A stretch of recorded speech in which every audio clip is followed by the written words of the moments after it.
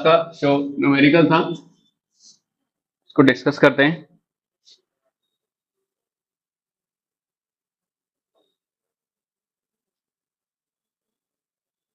Numerical था 1 मोल rupees है और रेट दिया है आपको, है ना।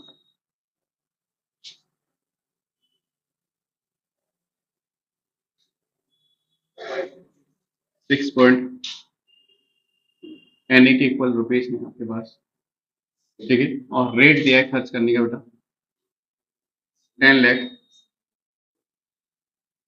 Rupees per second. देखो यही है 10 लाख रुपीज पर सेकेंड, ठीक है। अब ये फाइंड आउट करना है आपको कितने साल तक चलने वाले, ठीक। देखो अब इसको करने से पहले एक छोटी कैलकुलेशन करके देखते थे, ठीक है। छोटी कैलकुलेशन कैसे, देखो अगर आपके पास मान लो अमाउंट है 10,000 रुपए, ठीक है, और रेट है खर्च करने की 10 rupees per day, per day, ठीक है। और आपसे पूछा जाता है कि कितने साल तक ये चलने वाले, यस, ठीक। तो क्या करोगे आप बेटा, 10,000 को डिवाइड किससे करोगे, 10 से। आपके पास कितने आ जाएंगे, 1000 डेज आ जाएंगे, यस और नो। अब आपको डेज से ईयर बनाने हैं, है ना, डेज से ईयर बनाने। बताओ 1 year is equal to 365 days. तो 1 डे इज इक्वल टू बेटा कितना आ जाएगा, 1/365 ईयर, ऐसे आएगा ना। अब हमारे पास डेज है तो इस डेज से ईयर बनाना है, तो बेटा इस डे की जगह मैं क्या रख देता हूँ 1/365 ईयर, समझ गए ना। 1000 इंटू 1/365 ईयर में आंसर आ गया। बताओ इसमें कोई डाउट, ऐसे ही सवाल है वो, ठीक है। अब इसको क्या करते हैं बेटा, इसी सवाल को मैं अब सेकंड में कर देता हूं, है ना। सुन आप ध्यान से, ये 10,000 है और रेट अब कर देते हैं बेटा, देखो इसी क्वेश्चन में कर रहा हूं मैं, 1 रुपीज पर सेकेंड खर्च कर रहे हैं और आपको कितने ईयर्स में ये खर्च हो पाएंगे ये बताना है, ठीक है। तो आप सिंपल सी कैलकुलेशन करोगे, सर 10,000 है जितना अमाउंट दिया है, ठीक है, उसको डिवाइड करेंगे रेट से, तो बेटा कितना आ जाएगा आंसर, 10,000 ही आ जाएगा, यस और नो। ये क्या आ गए सेकेंड्स, ठीक है, सेकेंड्स आ गए। अब आपको ये कैलकुलेशन पता है बट मैं एक बार बता देता हूँ, 1 मिनट इज इक्वल टू बेटा 60 सेकेंड। बोलो 1 सेकेंड इज इक्वल टू कितना हो जाएगा, 1/60 मिनट, मतलब डिवाइड करना होता है उससे, ठीक है। तो अब सेकेंड की जगह क्या रख देंगे 1/60 मिनट, तो 10,000 मतलब 10⁴ लिख दो अभी, ठीक है, और 1/60, और ये क्या हो जाएगा बेटा मिनट। अब मिनट से कहां पे जाना है, आवर पे जाना है, ठीक है। तो बेटा 1 आवर इज इक्वल टू कितना होता है 60 मिनट, ठीक है। तो 1 मिनट इज इक्वल टू कितना हो जाएगा बेटा 1/60 आवर, यस और नो। बताओ अब मिनट की जगह फिर से मैं आवर रख दूं यहाँ पे 10⁴ डिवाइडेड बाई 60, ठीक है। अब यहाँ पे ये वाला इसको रिप्लेस करोगे तो क्या आ जाएगा 1/60 आवर। अब आपको आवर से कहां पे जाना है, डे पे जाना है, ठीक है।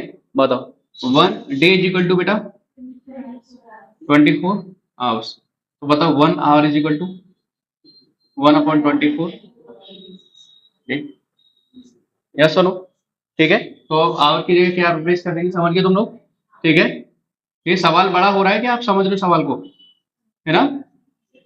ये समझने के लिए बेटा वो तो आप 1 मिनट में या 10 सेकंड में कर दोगे, कैलकुलेशन बचेगी, लिखने का तरीका फिर आप आंसर मेरा ही लोगे, ठीक है।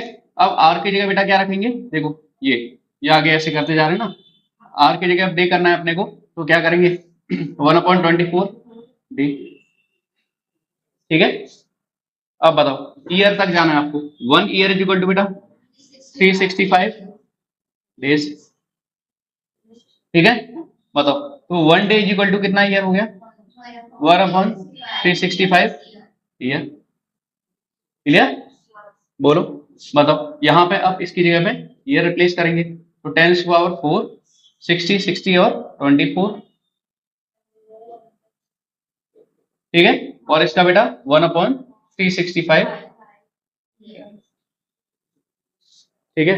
और अब आप इस अमाउंट की जगह पे एन पुट कर दो, ठीक है। ऊपर वाला अमाउंट तो कुछ भी हो सकता है ना, समझ गए?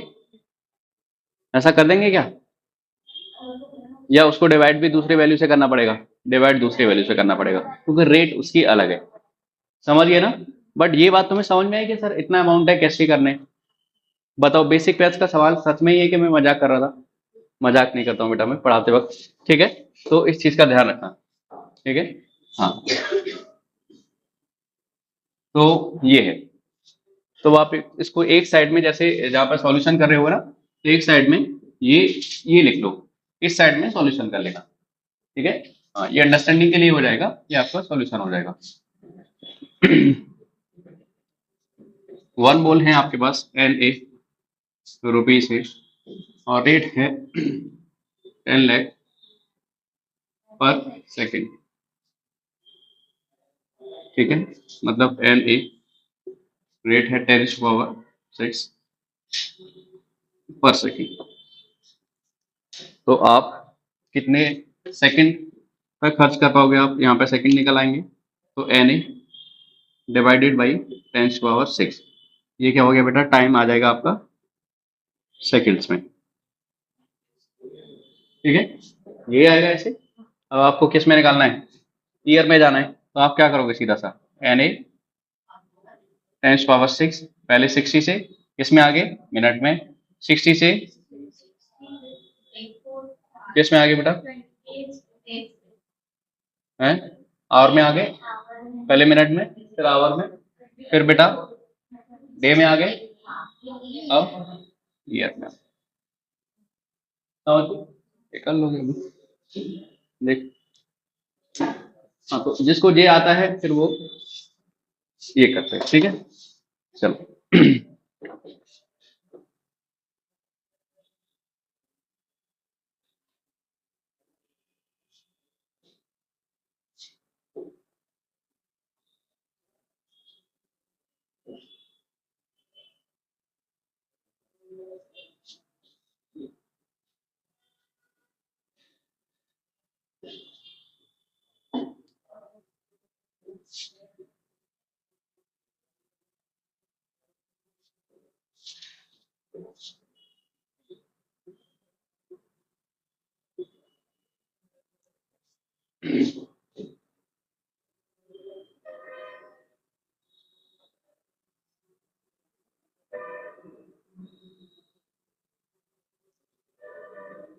करो नोट फटाफट।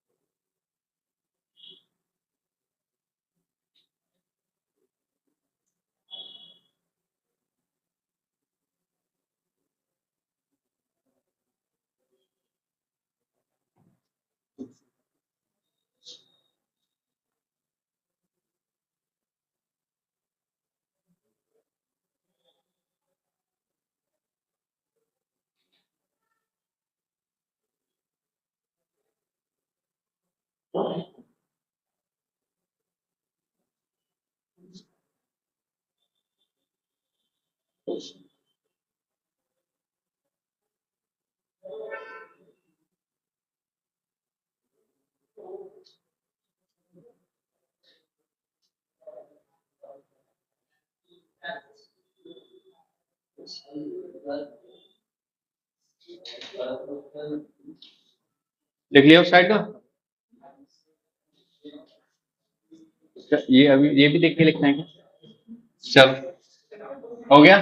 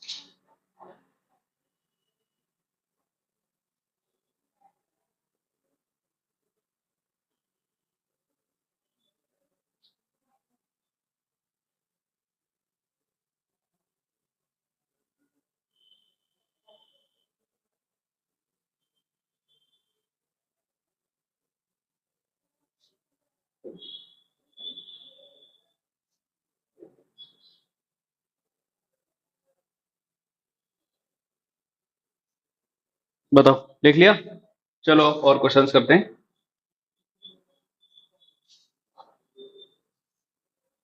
तैयार हो गए अब तो? चलो लिखो भाई question.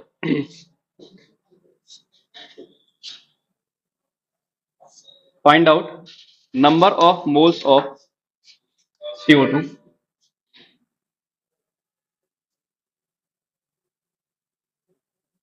number of moles of CO2 which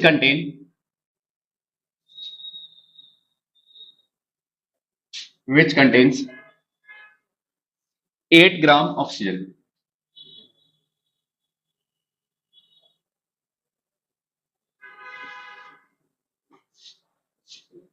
option है हमारे ए 4 मोल, ऑप्शन बी है 2 मोल, ऑप्शन सी है 1/4 मोल एंड ऑप्शन डी है 1/2 मोल।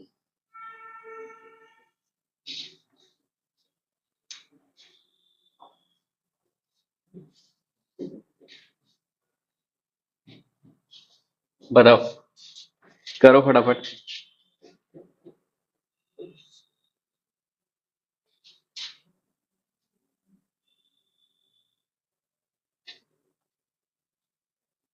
ना उसकी कैलकुलेशन पूरी करनी है आपको, है ना? सवाल के कैलकुलेशन ऐसे मैं छोड़ दूं तो आपको छोड़ना नहीं है, वो आपको कैलकुलेट करना है। कि आप नहीं छोड़ सकते, मैं तो आपके भरोसे छोड़ सकता हूँ, तुम किसके भरोसे छोड़ोगे? हैं? पड़ोसी के क्या, या पीछे वाला देख? हैं? घर पे उसको कैलकुलेट कर लेना, बट अभी इसको करो फटाफट। सवाल लिखा करो पहले फटाफट, और फिर इसको 10 से 15 सेकंड में एकदम दिमाग चला के अप्रोच बनाया करो कि ये अप्रोच से हो जाएगा। Number of moles of CO2 which contain 8 gram oxygen. देखो, एक बात हमने पढ़ी है, आ गया? ऐसा कुछ पढ़ा है हमने। देखो, अगर मैं बोलूं बेटा वन, मेरे पास 1 मोल CO2 है, ठीक है? 1 मोल CO2 है, या 1 मोल को पहले जाने दो, हम डायरेक्ट लिखते हैं। अगर एक CO2 का मॉलिक्यूल है बेटा, तो बताओ उसमें कितने आपको ऑक्सीजन देखने हैं? ऑक्सीजन 2 एटम, 2 एटम ऑक्सीजन के हैं उसमें, ठीक है? 1 मॉलिक्यूल ऑफ CO2 में। समझ गए ना? ये मॉलिक्यूल मोल वाली कहानी पढ़ी थी ना पहले, ये प्रूव भी किया था फिर हमने। अगर मैं यहाँ पे इसको 1 मोल कर दूं बेटा, तो बोलो कितना हो जाएगा? 2, बोलो, मोल ऑक्सीजन एटम, ठीक है? इसका मतलब ये हुआ कि सर अगर 1 मोल CO2 है आपके पास में, तो वहां पे 2 मोल ऑक्सीजन एटम है, मतलब कितने ग्राम है ऑक्सीजन, बोलो कितने ग्राम ऑक्सीजन है बेटा, 32 ग्राम ऑक्सीजन है, बोलो यस बोलो। इसमें कोई प्रॉब्लम क्या, ये जो आखिरी वाला लिखा है, नहीं ऊपर वाला में नहीं होगी, इसमें है क्या आखिरी वाले में, हो गया सवाल। कैसे, सर 8 ग्राम का पूछ रहा है, तो देखो 32 ग्राम ऑक्सीजन 1 मोल CO2 में है, बोलो हमें 1 ग्राम के लिए निकाल लो। देख लेना जहां भी बेसिक मैथ से आगे जाए ना केमिस्ट्री, तो मुझे बता देना, फिजिकल केमिस्ट्री है ना, हाँ फॉर्मूले वगैरह आएंगे तो उनमें तो वैल्यू खुद करनी पड़ेगी, बेसिक मैथ से आगे बेटा जाती नहीं है ज्यादा, है ना, बहुत एडवांस मैथ्स नहीं आएगा इसमें। ये आ गया मोल, बट आपको तो 8 के लिए निकालना है ना, तो 8 ग्राम के लिए क्या हो जाएगा, बोलो 1/32 इंटू 8 मोल ऑफ CO2, कितना आ जाएगा 1/4 मोल CO2, बोलो बता दो, हो गया। देख तुमने जैसे भी पहले फिजिकल केमिस्ट्री पढ़ी होगी, पर ऐसी नहीं पढ़ी होगी।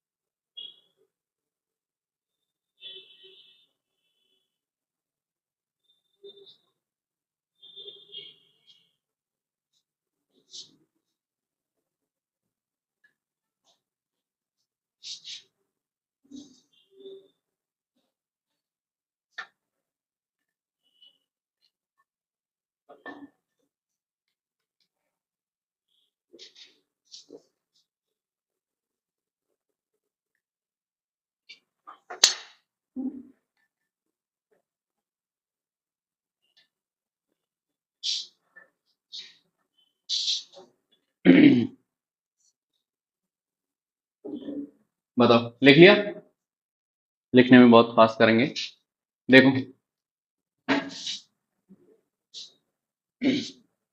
अब प्रो मेथड से कैसे करोगे बेटा, देखो बात सुनो, देख लो एक बार बेटा, अगर तुम्हारे पास 1 मोल CO2 है, तो उसमें ऑक्सीजन कितने ग्राम है बोल दो। देखो ये भी सर, ये कैसे पता चलेगा, CO2 है, इसमें 12 ग्राम बेटा ऑक्सीजन कार्बन होता है, और 32 ग्राम ऑक्सीजन होता है, तभी तो 44 ग्राम बनता है, पर मोल बोलते हैं इसको, है ना, इसका मोलर मास 44 ग्राम पर मोल है ना, समझ गए, बोलो कितने ग्राम है इसमें, 32 ग्राम ऑक्सीजन है, ठीक है ठीक है। अब आपको 8 ग्राम ऑक्सीजन के लिए निकालना है ना, 8 ग्राम कितने में होगी बताओ, तो अगर मैं इसको 4 से डिवाइड कर दूं तो 8 ग्राम हो जाएगा, तो अगर आपने इधर भी किया तो उधर भी करना पड़ेगा, और आंसर आ गया,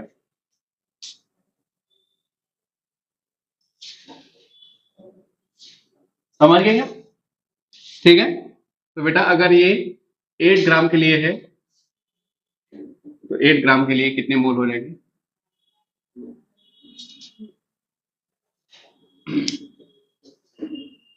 ठीक, 2 लाइन 3 लाइन बस, मैक्सिमम 3 लाइन तो कहीं कहीं पहुंचेंगे, नहीं तो 1 या 2 में खत्म हो जाता है काम।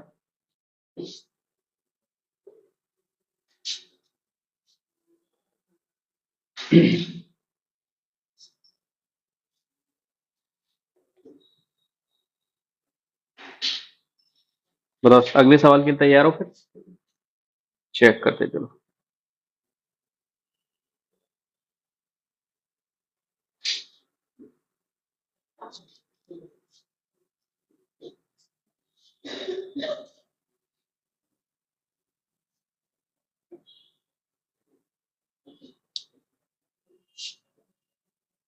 क्वेश्चन है बेटा, अच्छे से करना इसको ध्यान से ना।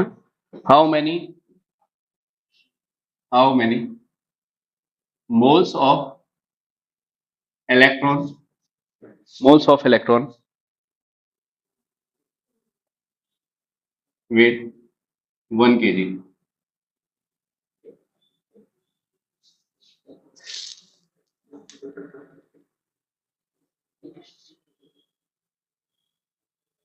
ये पूछ रहा है 1 kg में कितने मोल इलेक्ट्रॉन होंगे।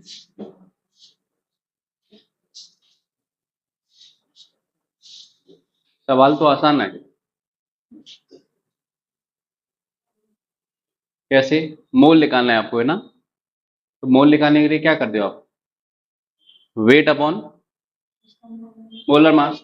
तो मोलर मास निकाल सकते हो इलेक्ट्रॉन का।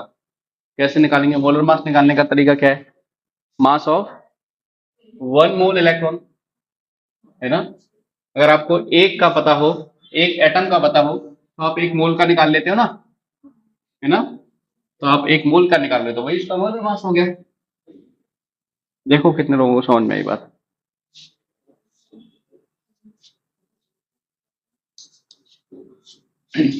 देखो अगर मैं बोलूं बेटा 1 मोल इलेक्ट्रॉन है, देखो एक बार, अगर 1 मोल इलेक्ट्रॉन है, इसका मतलब क्या है, कितने इलेक्ट्रॉन है, एन इलेक्ट्रॉन है ना, ठीक है। और एक इलेक्ट्रॉन का वेट कितना है, 1.6 इंटू 10⁻19 kg, है ना। हाँ, तो 1 इलेक्ट्रॉन का वेट है बेटा 1.6 इंटू 10⁻19 kg, 1 का है। तो आप एक मोल का निकाल सकते हो, वही इसका क्या हो गया, मोलर मास।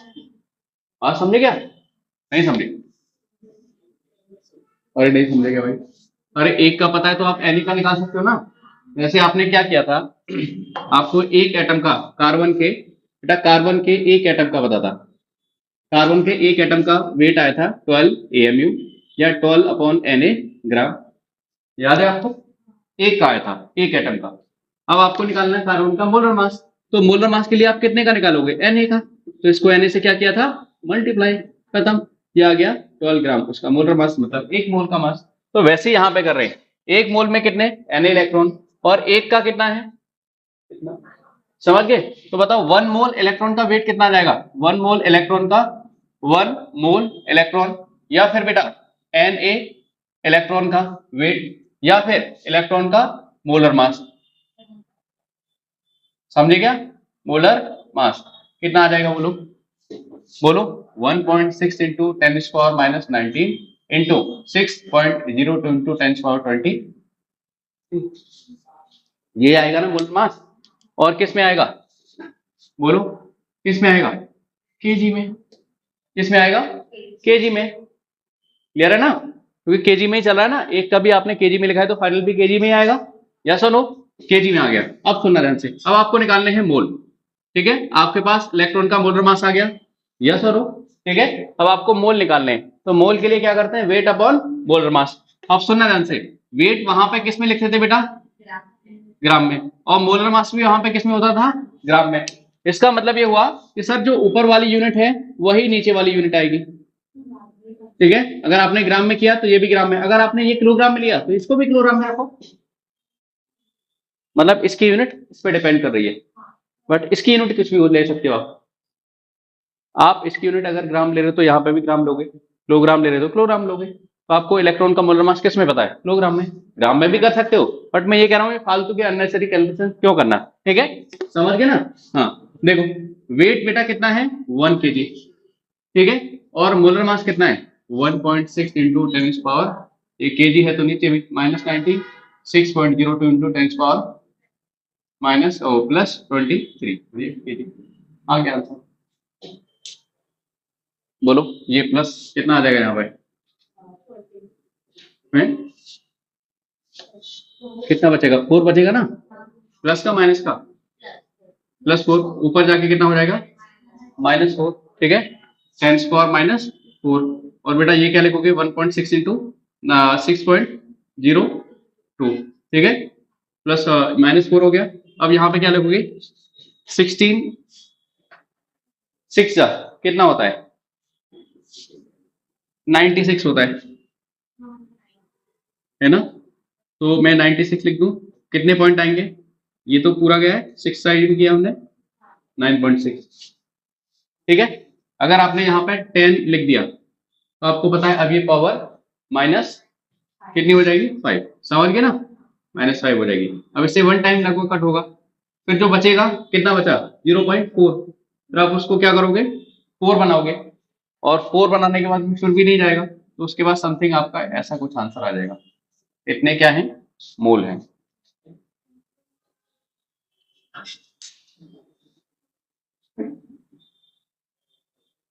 बेटा मेथड समझाने में इतना टाइम लग रहा है, नहीं सवाल के कॉन्सेप्ट में इतना कुछ दम है नहीं, है ना? बात को तुम समझना, दिमाग में रखना, ये नहीं कि हाँ कॉपी में लिख ली तो बस ठीक है। दिमाग में उसको क्या करो, रिटेंशन उसको रोक के रखो बेटा।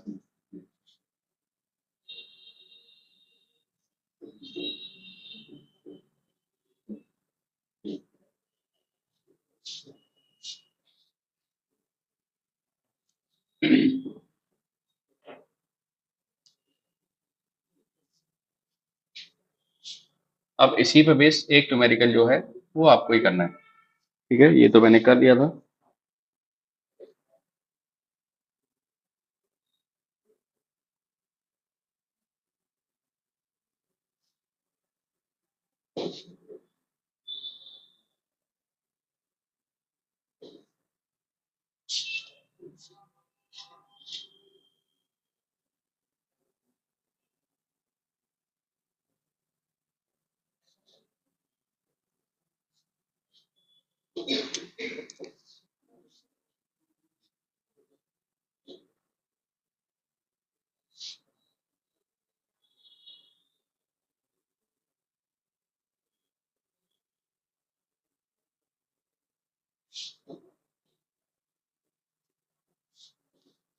ये भी आसान है बहुत, और ये भी आसान।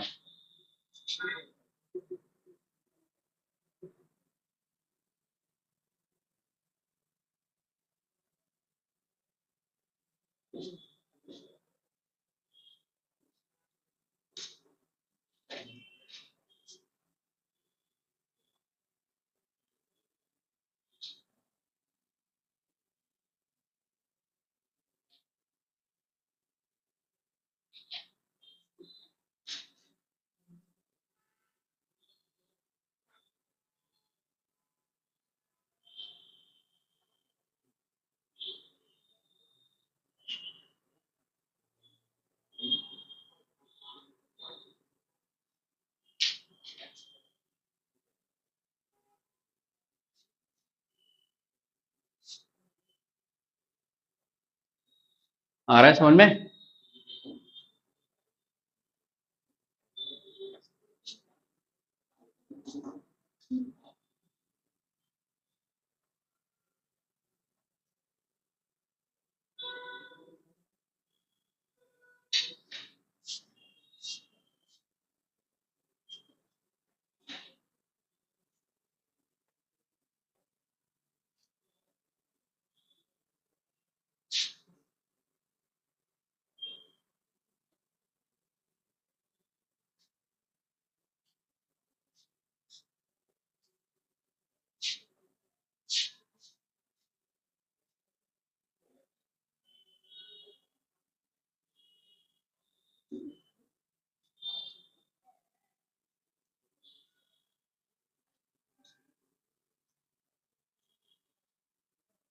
देखो इसकी कॉपी है ना, इसमें से एक 20 का पेज निकालो बेटा। मैं बताता हूँ आपको फिजिकल केमिस्ट्री में ना रफ करने की मैं तुम्हें आदत बताता हूँ कैसे करनी चाहिए मेरा। एक पेज निकाल दो चाहे तो, एक ही निकाल दो बस।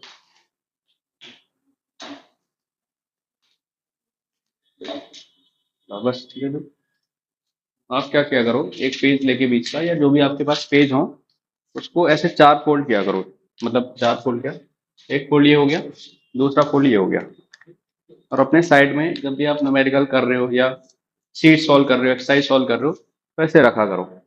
और आप इस पर कोशिश करो कि इतना छोटा आपको विजिबल हो, आप उसको पहचान पाओ।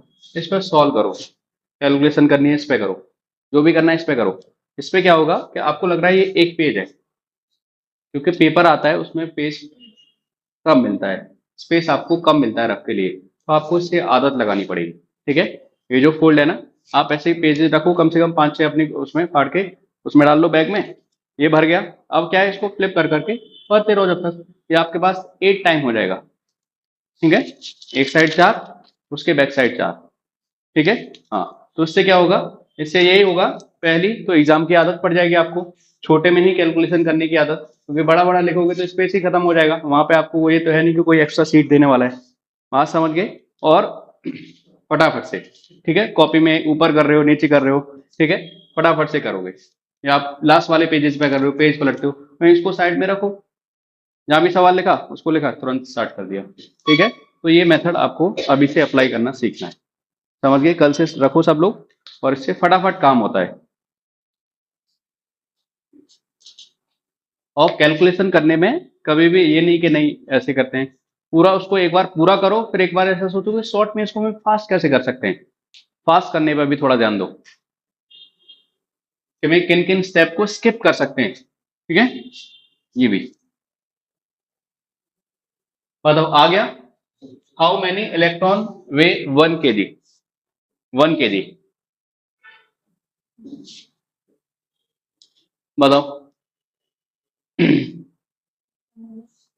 देखो, एक इलेक्ट्रॉन का वेट पता है आपको? ठीक है, मास ऑफ 1 इलेक्ट्रॉन कितना बेटा?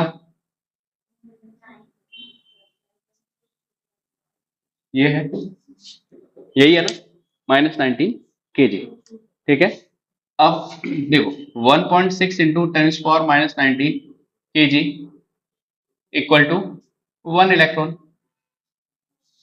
ठीक है, तो आपको क्या निकालना है, 1 kg का, तो 1 kg इक्वल टू क्या हो जाएगा, 1/1.6 इंटू 10⁻⁻19 kg, नहीं kg तो हो गया ना बेटा, उधर इलेक्ट्रॉन नंबर आ जाएगा। ठीक है, तो क्या लिखोगे आप, 19 ऊपर जाके प्लस का हो जाएगा। ठीक है, और ये क्या हो जाएगा, +19, और ये 1.6। समझ गए क्या? बताओ, अगर आपने ऊपर 10 कर दिया तो कितने टाइम कट हो जाएंगे, 6 पॉइंट समथिंग। ठीक है, और 10 पावर क्या आ जाएगा, 18। समझ गए? इतने इलेक्ट्रॉन प्रेजेंट होंगे किसमें, 1 kg में। क्लियर हुआ? बताओ कहीं डाउट हो तो। एक इलेक्ट्रॉन का इतना है, ठीक है, तो इतने ग्राम में एक इलेक्ट्रॉन, तो 1 किलोग्राम में इलेक्ट्रॉन। बेसिक मैथ्स है, अभी मोल कॉन्सेप्ट नहीं चल रहा बेटा, बेसिक मैथ्स है। इसको देखो, find out molar mass of electron, ये तो ऊपर मैंने सॉल्व कर दिया है, इसको करो जल्दी से। ठीक है, मोलर मास निकाल लोगे अब तो। बताओ मोलर मास क्या होता है बेटा, मास ऑफ 1 मोल इलेक्ट्रॉन। ठीक है, मैं लिख रहा हूं मास ऑफ 1 मोल इलेक्ट्रॉन। ठीक है, या फिर मास ऑफ Na इलेक्ट्रॉन्स।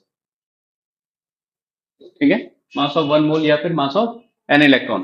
बताओ, आपको एक का पता है, यस, तो आपको कितने का निकालना है, Na का, तो 1.6 इंटू 10⁻⁻19 इंटू Na, ये क्या हो जाएगा बेटा, मोलर मास ऑफ इलेक्ट्रॉन। समझ गए? ये आ गया मोलर मास ऑफ इलेक्ट्रॉन।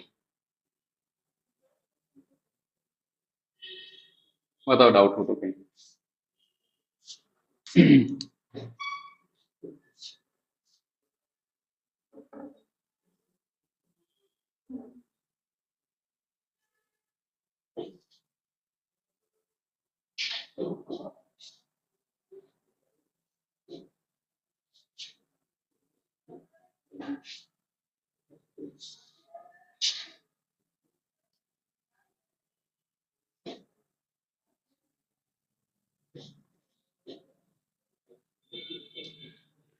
देखो, अभी एक पिछला सवाल किया था, उसको फिर मैं एक बार और बताता हूँ आपको। 1 मोल अगर CO2 है, सुनना ध्यान से बेटा, अगर 1 मोल CO2 है, ठीक है, तो उसमें ये बताओ कितने मोल O2 है, 1 मोल O2 है, O2 है ना, एक मोल में तो एक ही मोल है ना O2, बट 2 मोल ओ आएगा, ऑक्सीजन आएगा। क्लियर है? आपको दिया बेटा 1 मोल CO2 है, उसमें 1 मोल O2 है। अगर आपको ये वेट दिया जाए, क्या दिया जाए, इसका वेट दिया जाए, मानो उसका वेट दिया 88 ग्राम ऑफ CO2, और वहां पे पूछा जा रहा है बेटा कि कितना मोल क्या होगा उसमें O2, आप निकाल सकते हो। क्या करोगे, इसके मोल बना दो, जितने इसके मोल उतने उसके मोल आएंगे। बात समझे क्या? बताओ, इसके मोल बनाए, मोल कितने आ जाएंगे बेटा, 44 से डिवाइड किया तो 2 मोल। ठीक है, तो 2 मोल CO2 है आपके पास, तो 2 मोल ही क्या होगा, O2 होगा। क्लियर? तो यही है सवाल, मतलब पैटर्न वही है, आप डिफरेंट डिफरेंट तरीके से उसको कर सकते हो। ठीक है, अलग अलग न्यूमेरिकल्स अलग अलग बुक में ऐसे प्रेजेंट रहते हैं। ठीक, समझ गए पैटर्न को? ठीक है।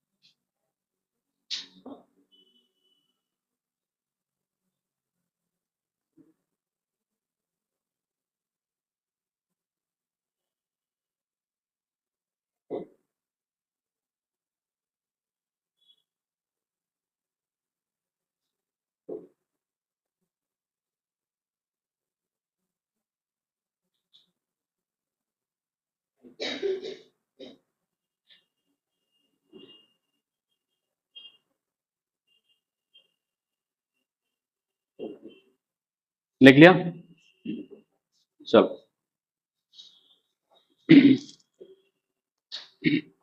अब कुछ टर्म्स आपको ऐसे लिखे मिल सकते हैं। आपको लिखा हो सकता है बेटा ग्राम एटम, या आपको लिखा मिल सकता है ग्राम मॉलिक्यूल, या आपको लिखा मिल सकता है ग्राम मोल। और ये पास पास ही है ना, इसमें ऐसा नहीं कि उसके बीच में कुछ लिखा हुआ है। इन सबका मतलब क्या होता है बेटा, मोल होता है। इन सबका मतलब ही होता है मोल। ठीक है, ग्राम एटम लिखा हो एक साथ, या ग्राम मॉलिक्यूल लिखा हो, या ग्राम मोल लिखा हो। ठीक है, इन सबका मतलब ही क्या है, मोल। जैसे मैं बोलूं, यहाँ पे लिखा है 2 gram atom of nitrogen, 2 gram atom of nitrogen, उसका मतलब क्या है, 2 मोल नाइट्रोजन। ठीक है, यहाँ पे लिखा है 2 ग्राम मॉलिक्यूल ऑफ नाइट्रोजन। ठीक है, इसका मतलब क्या हो गया, 2 मोल नाइट्रोजन। ठीक है, या फिर 2 ग्राम मोल लिखा हुआ है, तो ग्राम मोल में कंफ्यूज नहीं होना है, क्या है वो, सब के सब मोल ही है। ठीक है, उसको लिखो फटाफट, ये ऐसे कॉन्सेप्ट करके लिख दो, लिखो।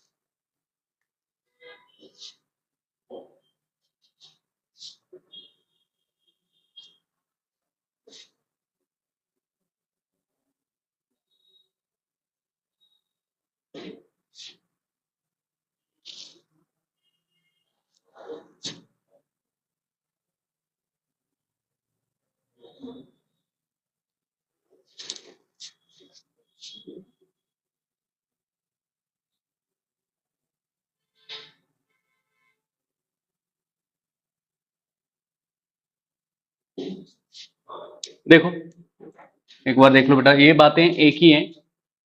मेन मैं किस चीज पर फोकस कर रहा हूँ, आप उस पर ध्यान दो। देखो, मैं फोकस कर रहा हूँ बेटा ग्राम एटम पे, मैं फोकस कर रहा हूँ ग्राम एटम पे, ग्राम एटम पे, समझे क्या? मैं फोकस कर रहा हूँ ग्राम एटम पे। आगे क्या लिखा हुआ है? नाइट्रोजन एटम, नाइट्रोजन, नाइट्रोजन केवल, ठीक है। तो आपको यहाँ पे नाइट्रोजन मतलब N2 नहीं समझना है, इस चीज को ध्यान देना, क्योंकि पहले ही एटम लिखा हुआ तो N2 आप क्यों समझोगे इसको? समझ गए ना? तो यहाँ पे क्या समझना है बेटा, केवल N की बात हो रही है एटम की। तो इसका भी वेट कितना आएगा? 14, बोलो, ग्राम। क्योंकि यहाँ पे क्या मतलब हो गया, 1 मोल हो गया ना, ये लिखा हुआ है बट आप क्या सोचोगे, इसको मोल लिखा हुआ है, ठीक है। तो 1 मोल का कितना आएगा बेटा? 14। तो इसका भी कितना आएगा? 14, और इसका भी कितना आएगा? 14 ग्राम। मतलब बात क्लियर हुई? ठीक है। तो हम जिस चीज पर फोकस कर रहे हैं उस पर ध्यान दो। उसके बाद ऐसा नहीं सोचना है कि सर यहाँ भी एटम लिखा है, यहाँ नहीं लिखा है, यहाँ भी नहीं लिखा है, उससे नहीं, आप इसको देखो, ठीक है। आपको इसका मीनिंग सोचना है सर दिमाग में कि हाँ ये मोल है। क्लियर हुआ? लिखो फटाफट, ठीक है।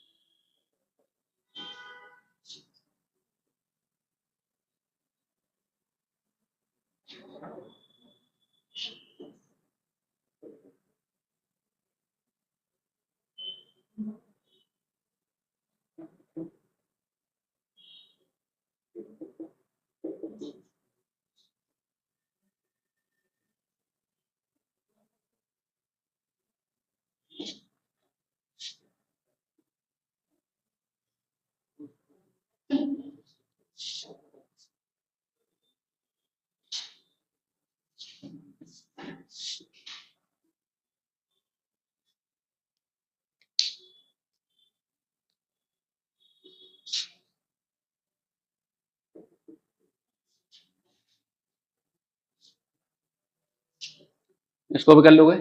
फोकस आपको कहाँ पे करना है बेटा? Gram molecule, gram molecule, gram molecule पे, ठीक है। इसका मतलब क्या है बेटा? 1 मोल N2। इसका भी मतलब क्या है? 1 मोल N2। इसका भी मतलब क्या है? 1 मोल, बोलो, N2। यही सब मीनिंग है ना? बताओ किसी में डाउट? और सबका वेट कितना आएगा बेटा? 28 ग्राम। इसका भी 28 ग्राम, इसका भी 28 ग्राम। ये देखो, यहाँ पे ग्राम मॉलिक्यूल का मतलब भी लिख दो, it is only defined for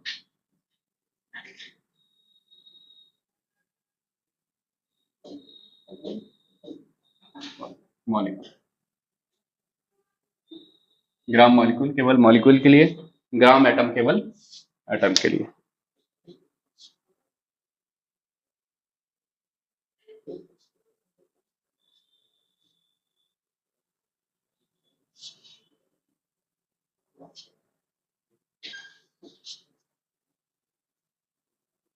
तो ग्राम मॉलिक्यूल हो, ग्राम एटम हो, ग्राम मोल हो, उस सबका मतलब ही मोल है।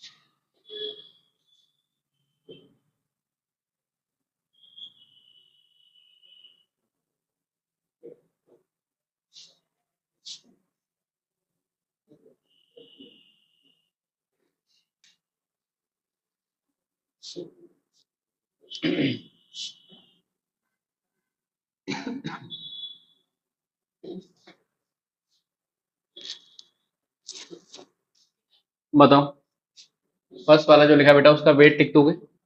बताओ 1 ग्राम। देखो मैंने तीनों बातें बता दी, पहले हमने एटम के एग्जांपल कर लिए, फिर मॉलिक्यूल के कर लिए, अब ग्राम मोल के कर रहे हैं, ठीक है। तो अलग अलग तरीके से लिखा है। अब ग्राम मोल ऑफ एन लिखा है, तो इसका मतलब कितना आएगा, 1 मोल क्या लिखेंगे बेटा, एन है, तो इसका वेट कितना आ जाएगा, 14 ग्राम। बताओ इसमें डाउट है, नहीं। नेक्स्ट देखो, 1 ग्राम मोल ऑफ N2 है, इसका मतलब क्या बेटा, 1 मोल, 1 मोल N2 है, वेट कितना आ जाएगा, 28। कोई doubt.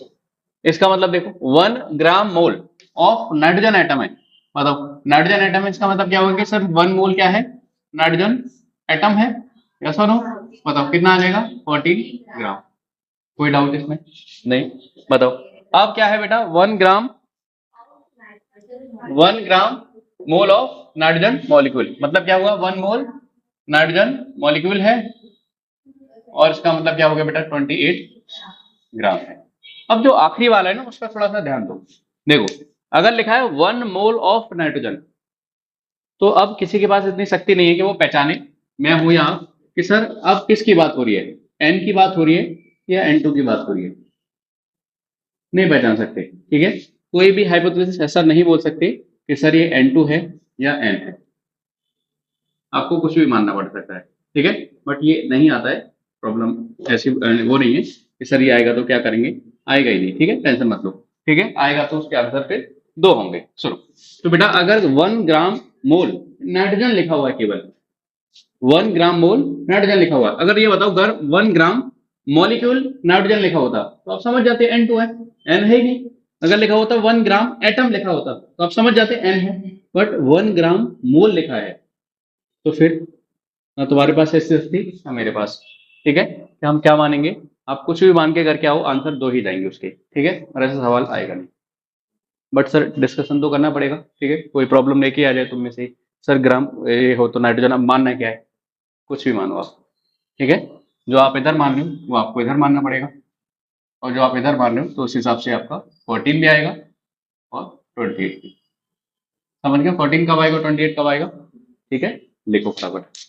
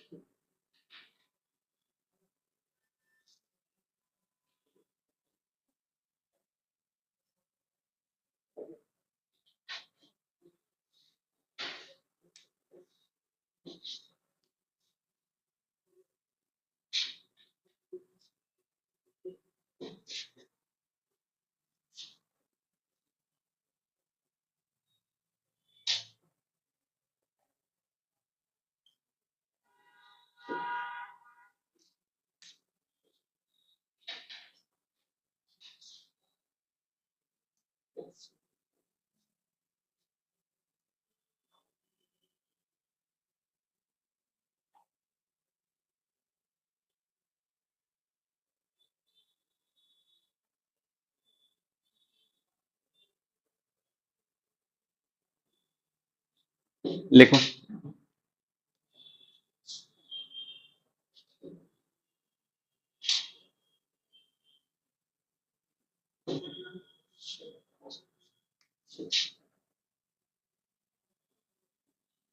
No definite result can be drawn, इस स्टेटमेंट से हम कोई डेफिनेट रिजल्ट नहीं निकाल सकते, ये एक एम्बिगस स्टेटमेंट है।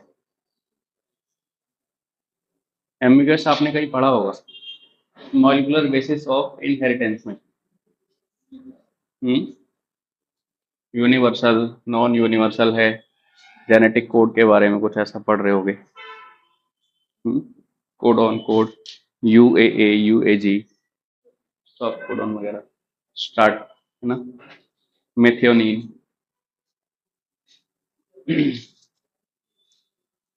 चलो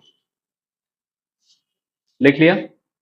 अब क्वेश्चन करें फिर, होगी ready?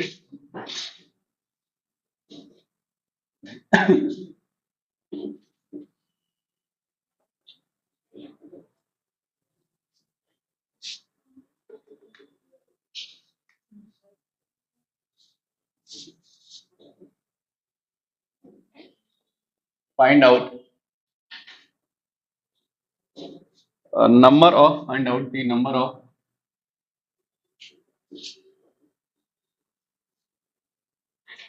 Gram molecule of oxygen present in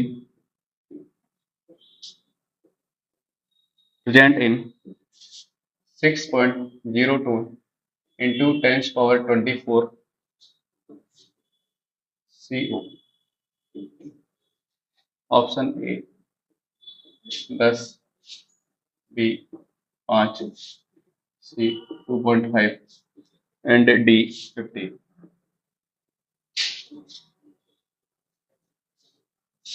करो बेटा।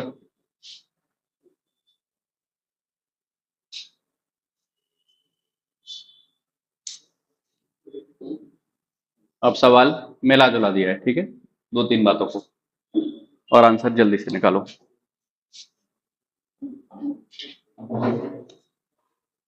अभी पढ़ा और उससे पहले पढ़ा, वो दोनों को मिला दिया।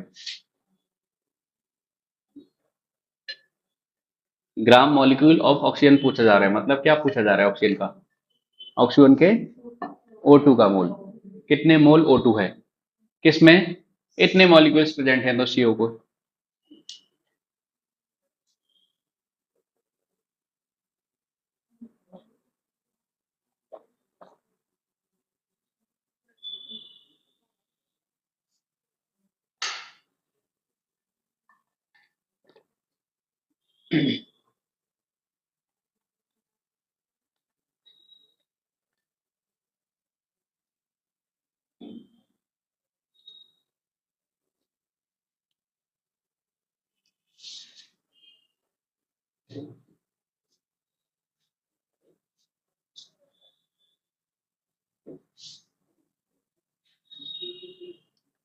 कॉपी के सवालों को बेटा इतने अच्छे से करना, ठीक है, जो भी सीट मिलेगी उसमें डाउट, मैं पूरा श्योर हूँ 95% तो आपको डाउट आएंगे नहीं सीट में, ठीक है, क्योंकि कॉपी में मैंने इतने अच्छे अच्छे कॉन्सेप्ट समझा दिए तुम्हें।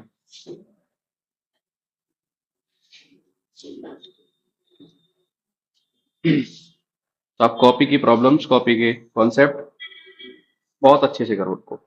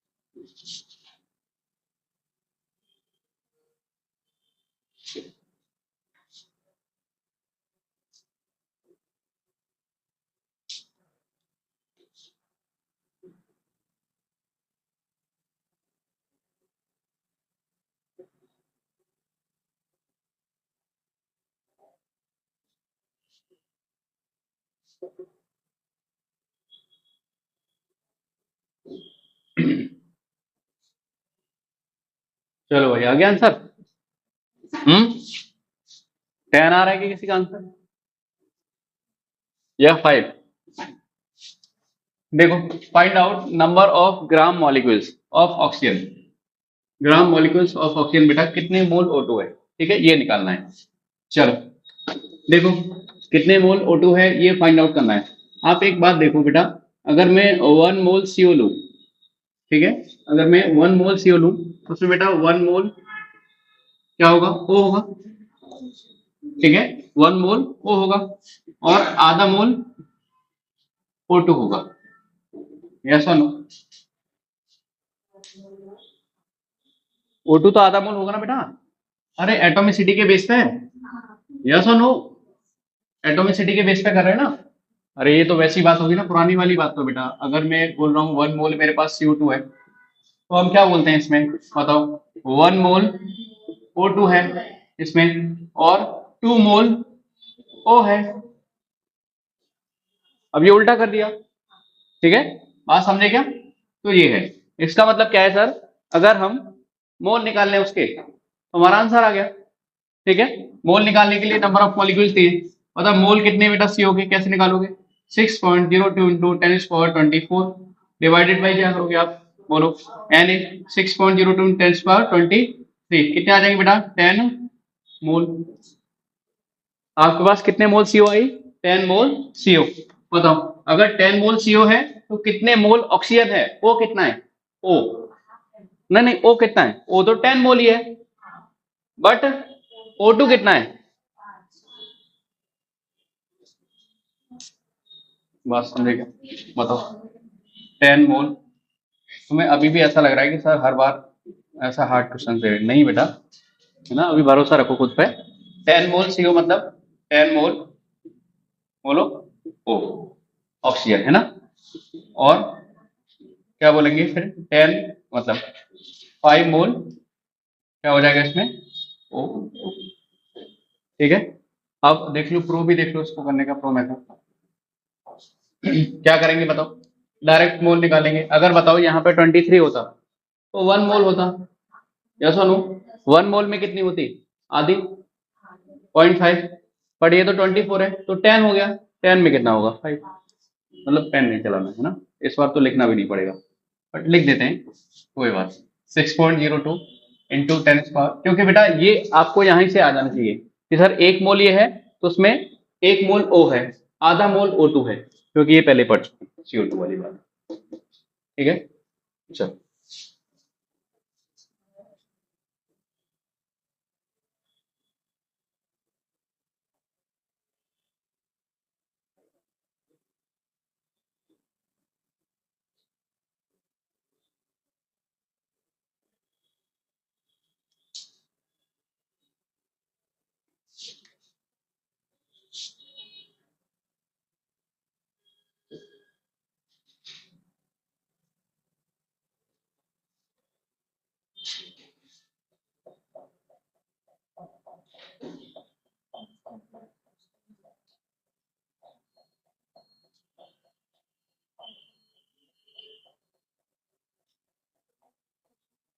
लिखो बेटा, ideal gas equation, next heading बनानी है उसके बाद।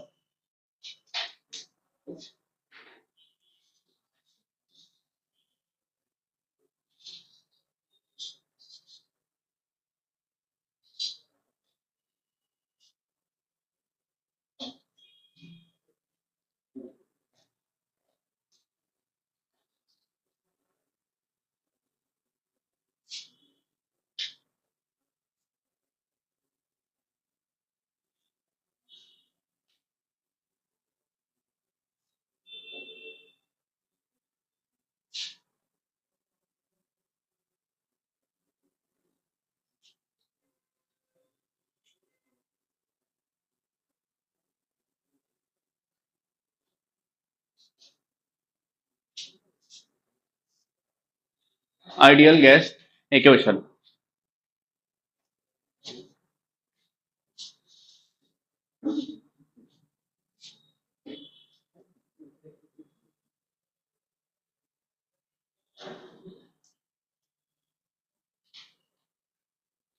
हो गया।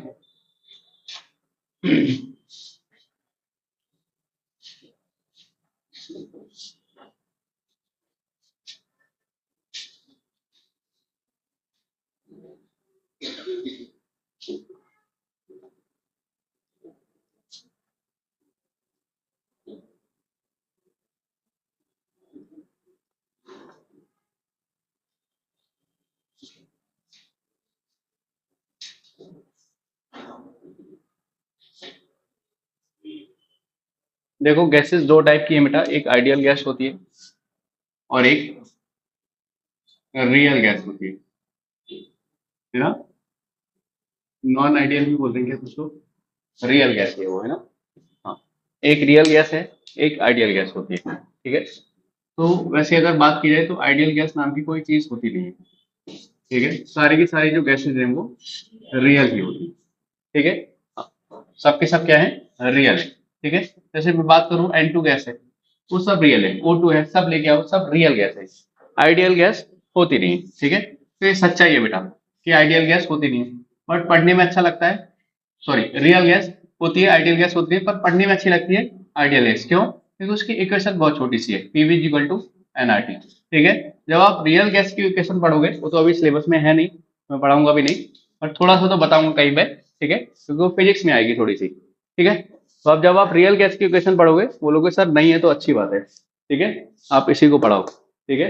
नहीं है हम तब भी इसको ही पढ़ेंगे। क्यों? क्योंकि तुम्हें पता है ये क्या है, ये है, ये झूठ है, आसान झूठ, ठीक है, और वो कड़वा सच है, ठीक है। तो लोग आसान झूठ सुनना पसंद करते हैं, तो वो आसान है, ठीक है। सच कड़वा है इसीलिए बेकार लगता है, बोलते हैं नहीं छोड़ दो उसको सर, जाने दो, आसान झूठ के सहारे ही पढ़ लेंगे, ठीक है। तो वैसा सिलेबस में भी है, क्या कर सकते हैं हम, ठीक है, जो है वही पढ़ाना पड़ेगा। चलो, तो हम ऐसा मान के चलते हैं कि जो गैस पढ़ रहे हैं वो आइडियल है, बट एक्चुअल में आइडियल नहीं है, ठीक है। नोट करो, PV equal to N R T. R है यूनिवर्सल गैस कांस्टेंट।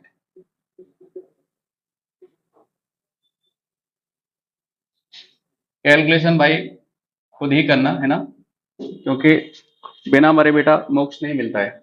ऐसा नहीं कि पड़ोसी कैलकुलेशन करे, मोक्ष हमें मिल जाए, तो वो नहीं मिलेगा ना। उसके लिए कैलकुलेशन करनी पड़ेगी आपको खुद को।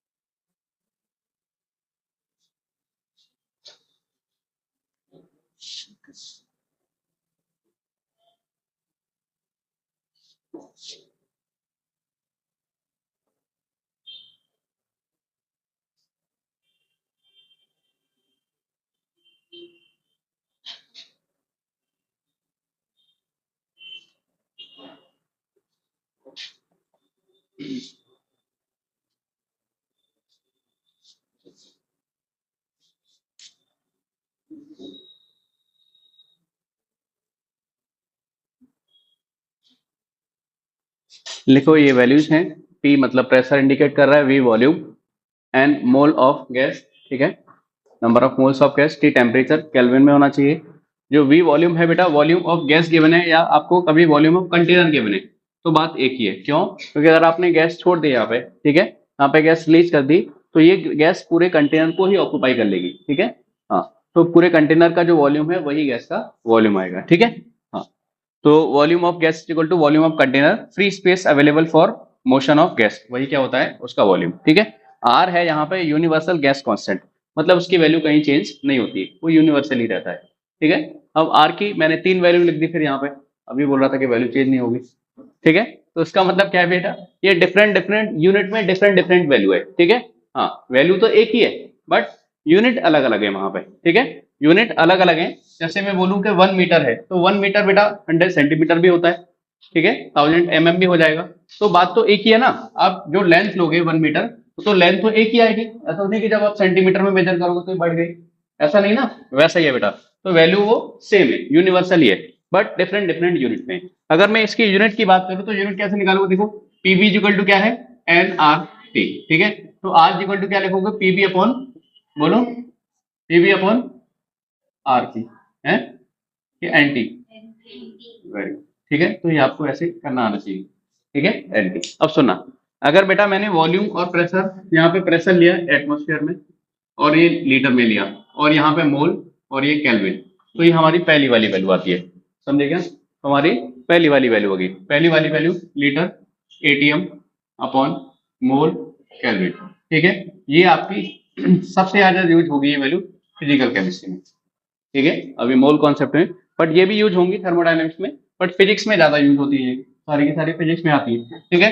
अगर टू की बात करें तो टू में एग्जैक्ट बेटा अगर मैं बात करूं तो 1.97 होता है, बट मैंने टू लिख दिया है, ठीक है। आपको ये भी वैल्यू पता होनी चाहिए कि हाँ एग्जैक्ट में तो 1.97 है, तो यहाँ पे आता है बेटा, अब ऊपर जो है उसको चेंज कर दिया, यहाँ पे कैलोरी आ जाएगा, कैलोरी अपॉन मोल, नीचे वाली वैल्यू वही रहेगी, ठीक है।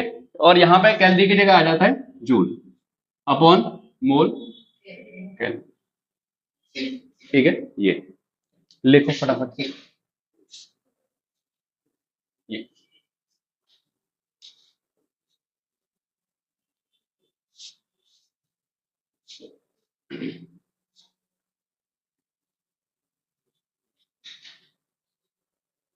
0.0821 टू और 8.314,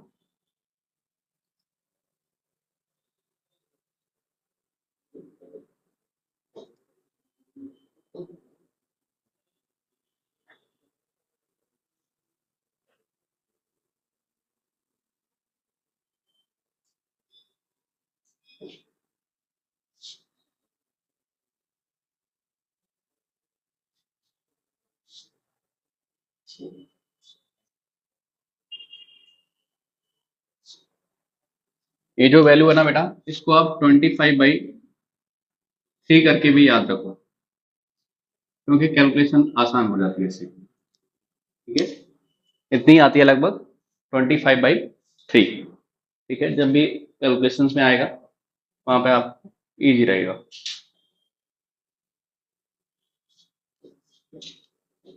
देखो अब आपको एक दूसरे से इसका कन्वर्जन भी आना चाहिए, कैसे कन्वर्ट करोगे, आपको अगर इससे ये कन्वर्ट करना है, 1 कैलोरी इज इक्वल टू, आपको पता होगा कितना जूल होता है, या 1 joule is equal to calorie क्या होता है बताओ, 1 कैलोरी इज इक्वल टू बेटा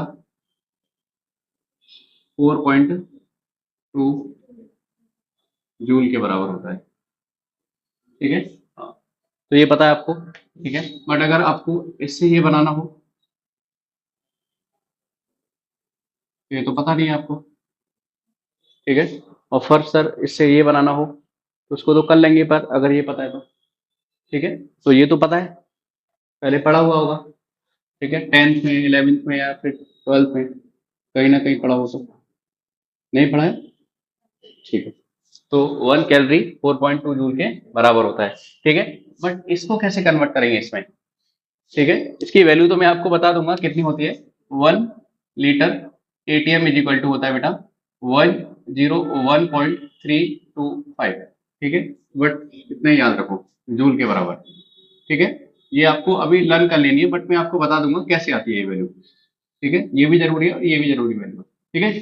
4.2, एक्चुअल में 4.2 भी नहीं होती है, 4.18 होती है ये, बट कैलकुलेशन आसान करने के लिए ये, तो मैं जो नीचे लिखता हूँ उसको लिख लिया करो, क्योंकि कभी कभी क्या है एग्जैक्ट वैल्यू के ही क्वेश्चन में ऐसे लिखा रहता है, तो आपको समझ जाना है न्यूमेरिकल देख के कि सर यहाँ पे 4.2 नहीं मांग रहा न्यूमेरिकल, 4.18 के हिसाब से पूछ रहा है वो, क्यों, क्योंकि उस न्यूमेरिकल में फिर दो आंसर होंगे, एक तो एग्जैक्ट वाला आंसर होगा और एक तुम 4.2 से निकालोगे वो होगा, तुम बोलोगे सर मैंने तो ये लिखा है, और वो गलत हो जाएगा, फिर मैं यही बोलूंगा कि ये करना था, ठीक है। हाँ, तो इसीलिए बेटा, ठीक है, इसीलिए वहां पे ये लिख लिया करो, तो ये 4.18, क्यों, क्योंकि अब वो उम्मीद करता है कि तुम्हें ये पता होना चाहिए, ठीक है।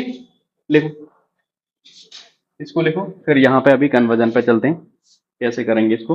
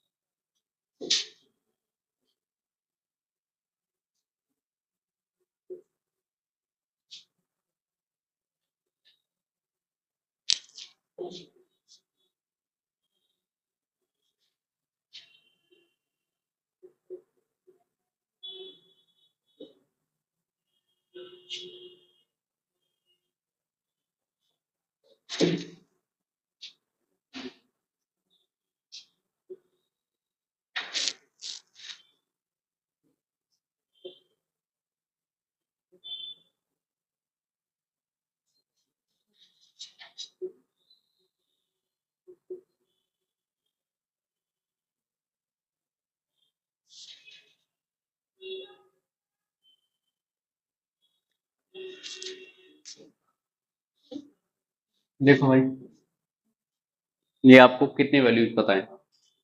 आप मुझे बताओ पहले, क्या क्या आपको पता है?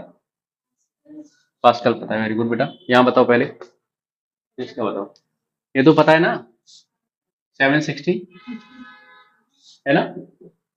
और अगर ये पता है तो बेटा ये भी पता है, हो या टॉर हो, ठीक है, दोनों में सेम रहेगा, ठीक है।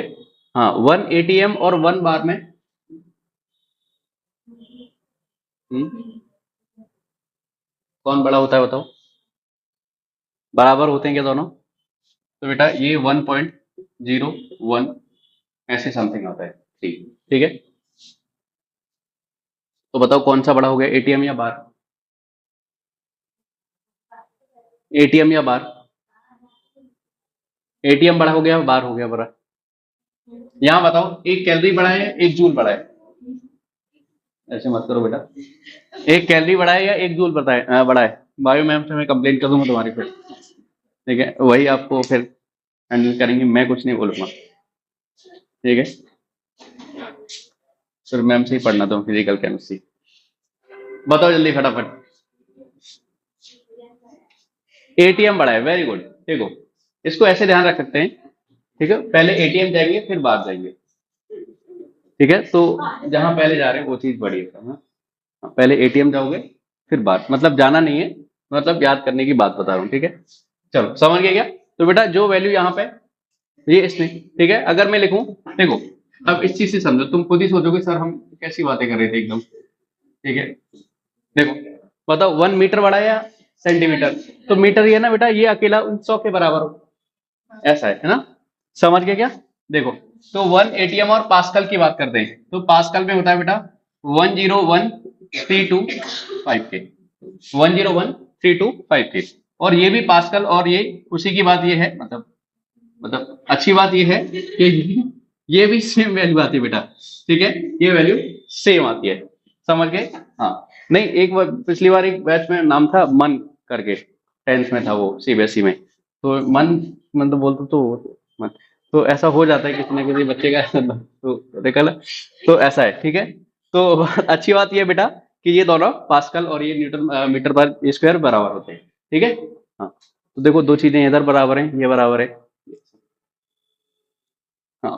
प्रेशर की वैल्यू ध्यान नहीं रहती, ये एग्जामिनर को पता है, समझ गए ना? तो इसीलिए यहाँ पे सवाल फिर गलत करवाता है। ये लिख लिया?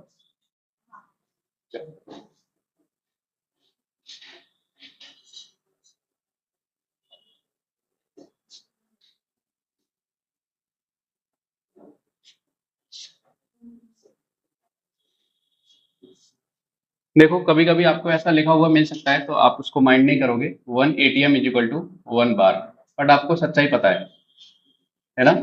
हाँ, और कभी कभी आपको ये, हाँ, ये लिखा है तो ये तो आपको पता ही है कि पास्कल हो या फिर बेटा न्यूटन पर मीटर स्क्वायर हो, वो बराबर ही है, ठीक है। वैसे यहाँ पे MM/Hg हो और बेटा टॉर हो, ठीक है, वो दोनों बराबर है, ठीक है, ये भी लिख दो। ये लगभग बराबर कर लो, क्योंकि ऐसा,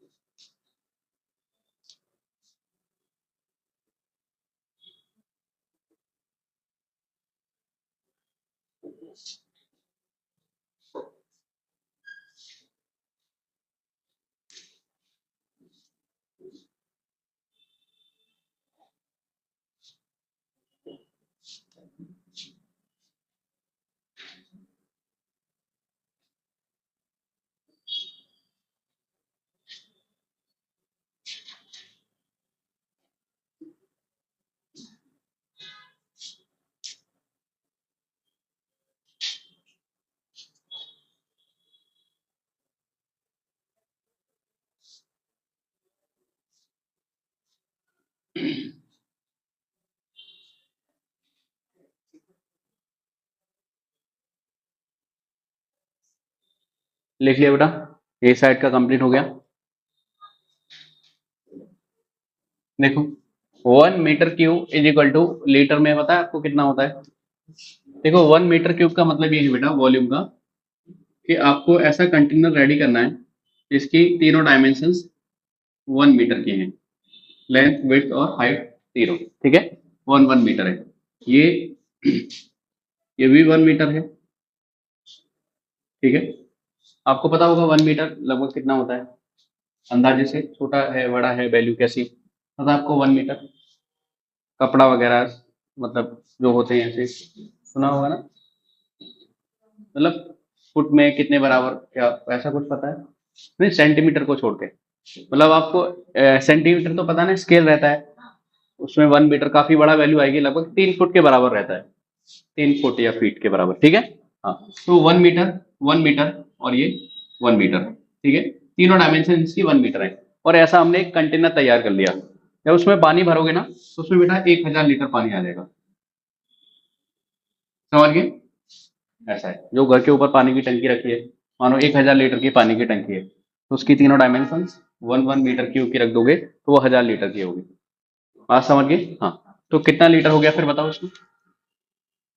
समझ गए ना अभी इसको? बोलोगे तो नहीं? ये सब कहानी इसीलिए बताइए, नहीं तो मैं डायरेक्ट पे लिख दूंगा वहां पे। समझ गए? तो बेटा कितना आ जाएगा? 1000 लीटर, 10 पावर 3 लीटर। अगर मैं इसको उल्टा करूं तो 1 लीटर इज इक्वल टू कितना आएगा फिर? 10 पावर -3। समझ गए? हाँ, तो ये वैल्यू जो है बेटा, इसमें बहुत सारे लोग कंफ्यूज होते हैं, उन्हें याद नहीं रहती, तो आप इसको याद कर लो, ये आ ही जाएगा आपको, ठीक है। तो सर ऐसा कंटेनर बनाया तो उसमें 1000 लीटर पानी या कोई भी जो भी अपन लिक्विड भर रहे हैं वो भर सकते हैं, ठीक है। 1 डेसीमीटर क्यूब, ये तो आपको पता होगा, 1 लीटर के बराबर ही होता है, ठीक है। 1 डेसीमीटर क्यूब 1 लीटर के बराबर, ठीक है। 1 ml हो, 1 सेंटीमीटर क्यूब हो या 1 cc हो, ठीक है, बात सारी एक ही है। क्लियर हो गया? ठीक है, यहाँ पे ये भी लिख दो, 1 litre is equal to 1000 ml, 1000 cc, 1000 centimetre.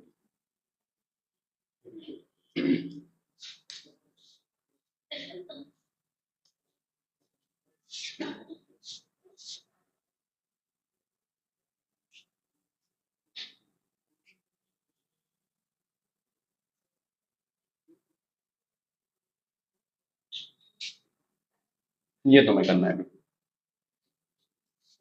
1 ml में कितने लीटर आएंगे और 1 ml में कितने मीटर क्यूब आएंगे?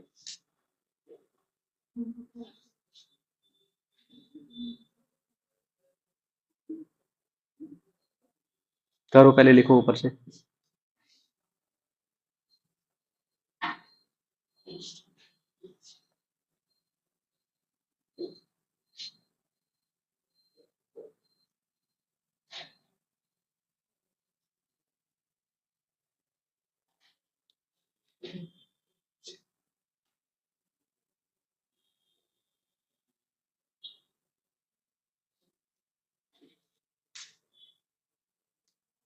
देखो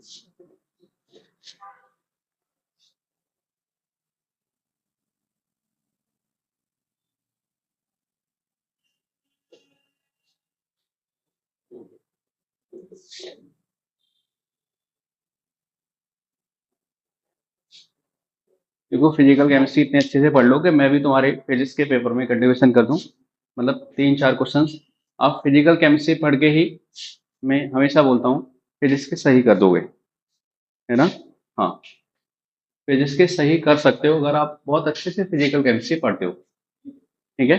हाँ, तो आप उतने अच्छे से पढ़ो, कैलकुलेशन हो, जो भी चीज़ है, आप उसको बहुत अच्छे से सीखो।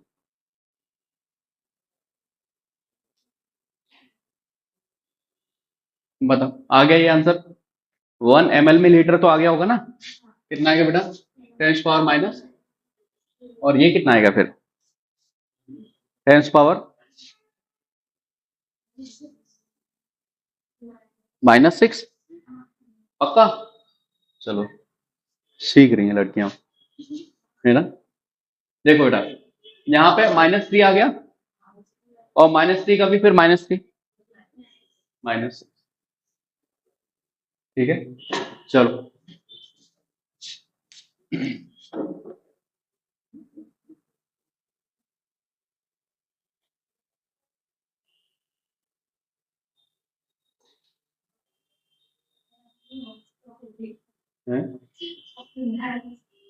मैथ्स कैसी थी मेरी?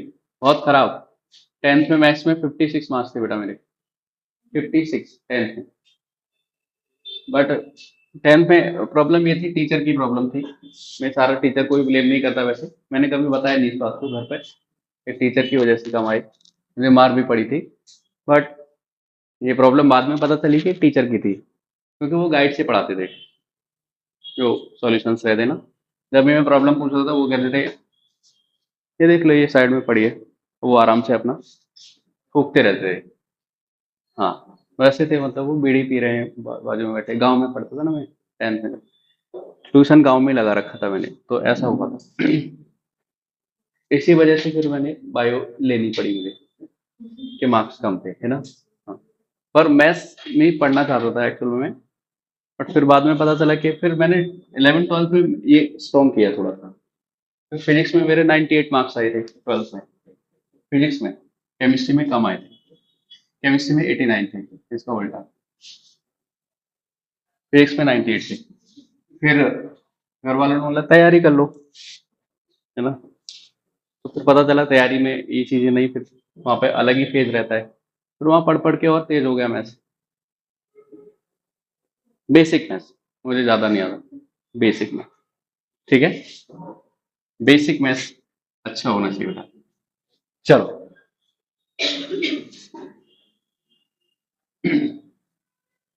आ गया समझ में? ठीक है, तो देखो, एक सीधी सी बात यह है बेटा, कोई 10th क्लास में भी, 9th और 10th के बच्चों को पढ़ाना मुझे अच्छा लगता है। मैं ये नहीं कि बच्चे सोचते हैं सर 10th में भी आप ही पढ़ा रहे हो, फिर 11th 12th में भी आप पढ़ा रहे हो, वैसी बात नहीं है। मुझे पता है कि वहां पे पढ़ाना क्या है जो 11th 12th में काम आता है, और वही चीज उनको पढ़ाई नहीं जाती। तुम इसी चीज की वजह से लैग करते हो, सच्चाई ये है, ठीक है? वहां पे सब कुछ है सिलेबस में, पर टीचर उसको ऐसा नहीं पढ़ाते कि ये आगे काम आएगा तुम्हारे। वो कहते हैं ठीक है, ये हो गया ना, एक्सरसाइज तुमने सॉल्व कर ली, बस खत्म, जाओ आराम से, अब खेलो, मतलब आज का काम हो गया। वैसा नहीं, एक्सरसाइज सॉल्व कर ली, ये आगे ऐसे आने वाली है। ऐसा है, 11th क्लास के जब नए बच्चे आते हैं, उनको ये आता ही नहीं है कुछ भी, जबकि अब तो 6 7 में पढ़ने लग गए बच्चे इन चीजों को, तो अभी की जनरेशन थोड़ा और फॉरवर्ड हो गई। जैसे मैंने अपने पापा से पूछा कि पापा ABCD कौन सी क्लास में पढ़ी, तो 6 क्लास में बताया उनने मुझे। तो अभी 6 क्लास में थोड़ी पढ़ रहे हैं, मतलब उस टाइम की बात है ना, ठीक है, पुराने टाइम की। तो अभी तो वो घर पे ही इसको ABCD याद करा दी जाती है, तो अभी जनरेशन फॉरवर्ड होती जा रही है। अब थोड़े, अभी 6 7 में पढ़ रहे हैं, थोड़े दिन बाद वो सेकंड थर्ड में आ जाएंगे, ये चीजें पढ़ना, नीट की तैयारी करना ही फिर थर्ड से स्टार्ट हो जाए, है ना? हो सकता है ना ये सारी चीजें बेटा, ठीक है? कंपटीशन आप देख रहे हो, किस जमाने से मैं देख रहा हूँ, 12 लाख बैठते थे, फिर 14 लाख बैठने लगे, अभी 24 लाख बैठ रहे हैं, 25 लाख 26 लाख हो जाएंगे, है ना? पॉपुलेशन तो बढ़ ही रही है, रुकेगी तो है नहीं, सबको तैयारी करनी है बेटा, ठीक है? सबको अच्छा कहीं ना कहीं सेटल करना है, होना ही है। मेहनत करने वाले लोग बढ़ते जा रहे हैं, ठीक है? मेहनत करने वाले लोग बढ़ रहे हैं, ऐसा मत सोचो कि मेहनत करने वाले कम हो रहे हैं, मेहनत करने वाले लोग भी बढ़ रहे हैं, आपको उनमें से भी बेहतर बनना है, ठीक है। अब ये जो रेस है बेटा, वो बेहतर में भी बेहतर कौन है, ठीक है, उसकी है। तो इसीलिए मेहनत बहुत करनी पड़ती है, तब कहीं जाके अच्छे मार्क्स आते हैं, फिर कॉलेज मिलता है, तब आगे, और फिर आगे भी स्ट्रगल, ठीक है। ऐसा नहीं कि खत्म हो जाता है, स्ट्रगल तो है ही, पार्ट जर्नी है। फिर पीजी के लिए, फिर सुपर स्पेशलिटी के लिए, ठीक है। क्योंकि मेरे फ्रेंड्स हैं ना, वो करके फिर पीजी की तैयारी कर रहे हैं। दो लोग हैं दिल्ली में तैयारी कर रहे हैं, दो लोग बाहर से तैयारी करके आए थे, वो भी तैयारी कर रहे हैं। वो एफएमजी का एग्जाम होता है ना, फॉरेन मेडिकल ग्रेजुएट का एग्जाम, वो दो लोग रूस से आए थे, उनमें से एक ने निकाल लिया, तीसरे अटेम्प्ट पे निकाला उसने। और दो लोग यहीं से कर रहे थे, यूपी से किया था, गवर्नमेंट कॉलेज से उनने, तो उनमें से एक का निकल गया, एक अभी बचा हुआ है, फिर तैयारी कर रहा है वो। तो क्योंकि वहाँ पे तो सारे फिर डॉक्टर्स ही बैठे हैं, यहाँ पे तो अलग अलग बैकग्राउंड से बैठते हैं, बट वहाँ पे तो सब मेडिकल कॉलेज में पढ़े हुए हैं। और ऐसा नहीं होता कि मेडिकल कॉलेज में पढ़ाई अच्छी खराब, सब पीजी निकालने के लिए पढ़ते ही हैं बेटा, बेस्ट पढ़ते हैं। क्योंकि वहाँ पे पहुँचते हो तो मेहनत करके ही पहुँचते हो, तो आपको पता होता है कि मेहनत कितनी करनी है, और इससे ज़्यादा ही करनी है। मैं सच बताऊँ तो यहाँ पे सोच रहे हो ना कि आप इतना, वो मेरा फ्रेंड है, उसने बताया, मैंने मैंने 18-18 घंटे बैठ के बस वॉशरूम, पानी और नाश्ता, लेक्चर्स देखे हैं, रिवीजन किया है बैठ के, 18-18 आवर्स, केवल यहाँ से इतना ही मूवमेंट था, यहाँ से वॉशरूम, यहाँ नाश्ता, बस पानी, लास्ट टाइम पे, इतनी मेहनत कर रहे हैं, ठीक है बेटा। तब कहीं जाके वो सीट मिलती है, और फिर सीट मिलती है ना, तो पीजी में पता है ड्यूटी ही वहाँ पे 18-20 घंटे की ड्यूटी रहती है फिर, ठीक है। वहाँ पे तुम किसी से मना ही नहीं कर सकते, कुछ नहीं बोल सकते, फर्स्ट ईयर में तो आपको करना ही पड़ेगा, ठीक है। हाँ, सीनियर अच्छे मिल गए तो थोड़ा बीच बीच में खाने पीने जाने देते हैं, नहीं तो खाने को भी वहीं बुलाना पड़ेगा, जोमेटो स्विगी करना पड़ता है। हाँ, सही वहीं पे देके जाता है फिर वो, ठीक है, तो ऐसा रहता है। बट उसके बाद बन के निकलते हैं तो वो एक बहुत बहुत बेटर इंसान बन के निकलते हैं, है ना। वो प्रोसेस है, ये भी एक प्रोसेस है बेटा, उसके बाद तुम बहुत अलग तरह से बन के निकलोगे, ठीक है। कोई भी है, ऐसा नहीं होता हमेशा से, वो एक प्रोसेस से ही गुजरा है, तभी वो ऐसा बना है, ठीक है। मैं भी बोलूँ मेरा मैथ्स बहुत तेज था, मैंने बताया कि सच्चा, ये 56 मार्क्स थे मेरे 10th में, पर उसके बाद अभी मैथ्स वाले को ले आओ और मुझे ले आओ, मैं बोलता हूँ बेसिक मैथ्स मुझे करके बेटर दिखा दे वो। हाँ, मैं चैलेंज देता हूँ, प्रैक्टिस की है बेटा उससे मैंने न्यूमेरिकल्स किए, तुम बोल के कह रहे हो, मैं अभी भी न्यूमेरिकल्स ऐसे देखता रहता हूँ। मैंने जब अपने टाइम में भी बहुत प्रैक्टिस की है मैंने न्यूमेरिकल्स की, ठीक है। ड्यू टू एनी रीजन, मैं बता, मतलब पता नहीं क्या रीजन रहा होगा, उसकी वजह से नहीं पहुंचा वहां पे, बट मैंने मेरे फ्रेंड से बहुत ज्यादा मेहनत की थी, ठीक है। बहुत सारे रीजन होते हैं, और बेटर प्लेस पे जाऊं क्या पता, जो भी है मुझे नहीं पता, बट मेहनत करते रहे, ठीक है। ये नहीं कि यार ये हुआ वो हुआ, मेहनत कभी नहीं छोड़नी चाहिए। ये है, अभी पार्टी बन गया वो, लाइफस्टाइल ही बन जाता है फिर वो, फिर काम करना है, दूसरों को लगता है कि यार सर ये कर रहे हैं, नहीं करता तो फिर बेकार लगता है, खुद डिप्रेशन में आ जाता है। कल ऐसे ही शाम में बात कर रहा था, अभी तुम लोगों को थोड़ा कम पढ़ा रहा था मैं, थोड़ा रूटीन खराब हो जाता ना, कहीं घर पे चले जाओ, ऐसे चले जाओ, तो रूटीन थोड़ा खराब हो गया मेरा, तो उसकी वजह से क्या हुआ, मुझे थोड़ा ऐसा लग रहा था कि डिप्रेशन सा हो रहा है। फिर कल मैंने पढ़ा 2-3 घंटे शाम को जाके, और तो थोड़ा अच्छी नींद आई, फिर सुबह से, पर अब आ जाएगा रूटीन में। एक हफ्ता खराब हो जाता है घर वर पे जाके थोड़ा सा, ठीक है। तो तुम्हारे साथ होता है ऐसा, मेरे साथ भी होता है, ठीक है, क्योंकि रूटीन है, यहाँ अच्छा लगता है मुझे पढ़ाना, फिर प्रॉब्लम्स बताना, ये सारी चीजें, ठीक है। तो रहो इसी में, अब तो यही पार्ट बन गया है मेरा, तो यही पढ़ाना ही है मुझे, सोच ही लिया फाइनली मैंने, ठीक है।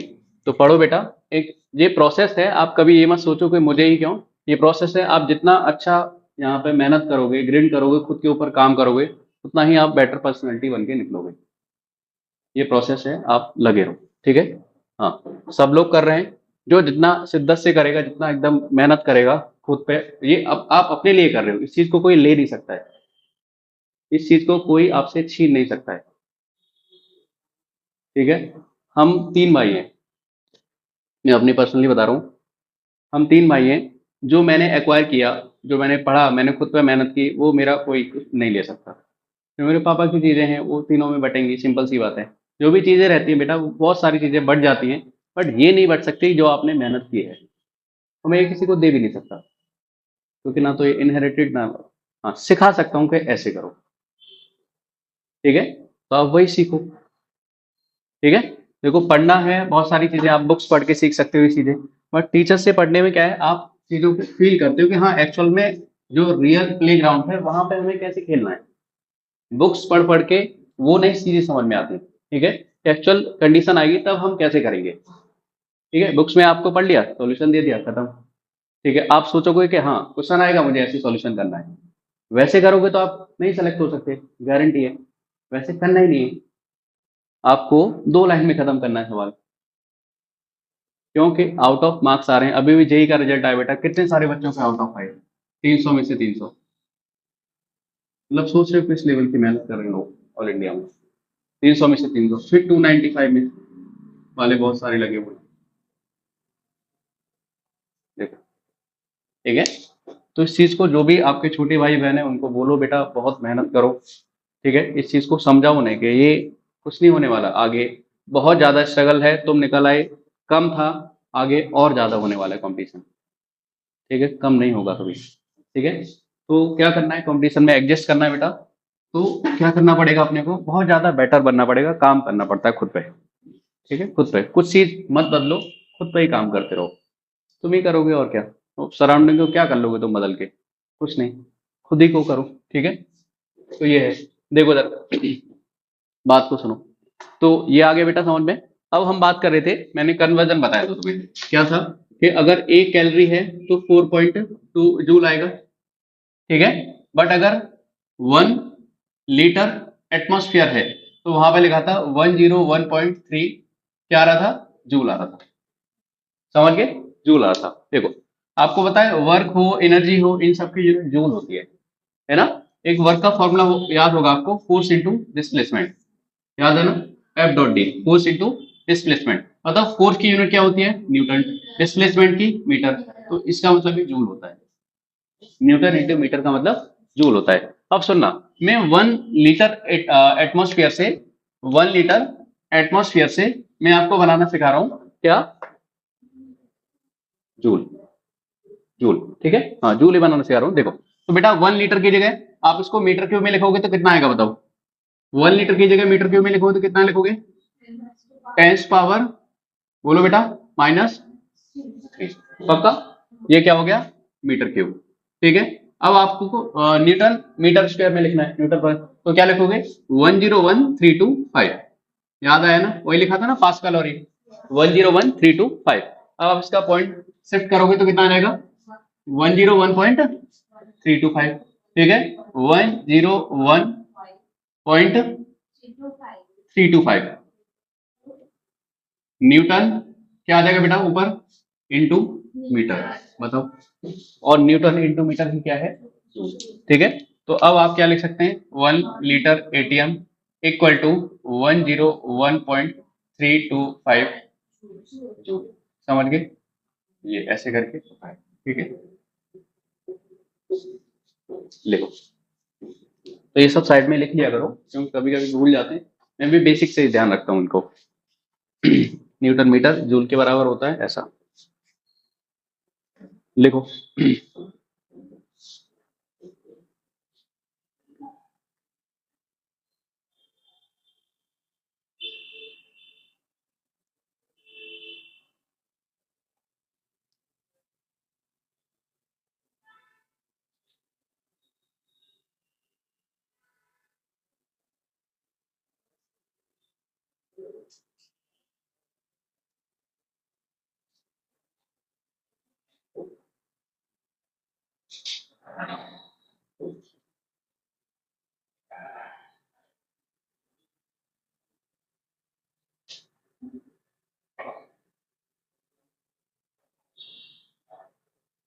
2 या 3 दिन में आने वाले ये चैप्टर पूरा खत्म हो जाएगा, ठीक है।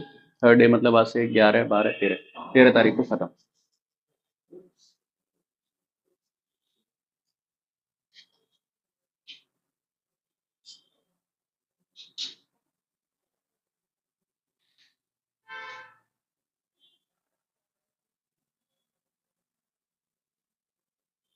लिख लिया पूरा। तो आर एक यूनिवर्सल कांस्टेंट है, पी प्रेशर है, वी वॉल्यूम है, ठीक है। ये सारी चीजें आपको पता है आइडियल गैस इक्वेशन आप पढ़ चुके हो, पीवी इक्वल टू एनआरटी।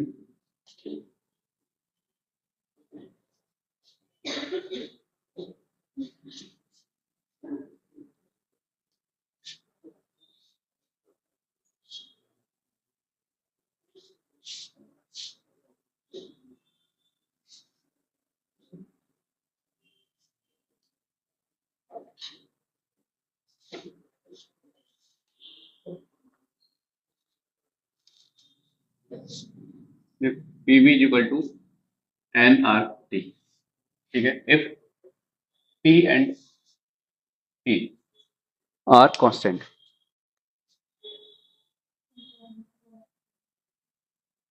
अगर ये कांस्टेंट हो गए, प्रेशर और टेम्परेचर कहीं पर कांस्टेंट है, तो वॉल्यूम किसके प्रोपोर्शनल हो जाएगा? मोल के, नंबर ऑफ मोल के।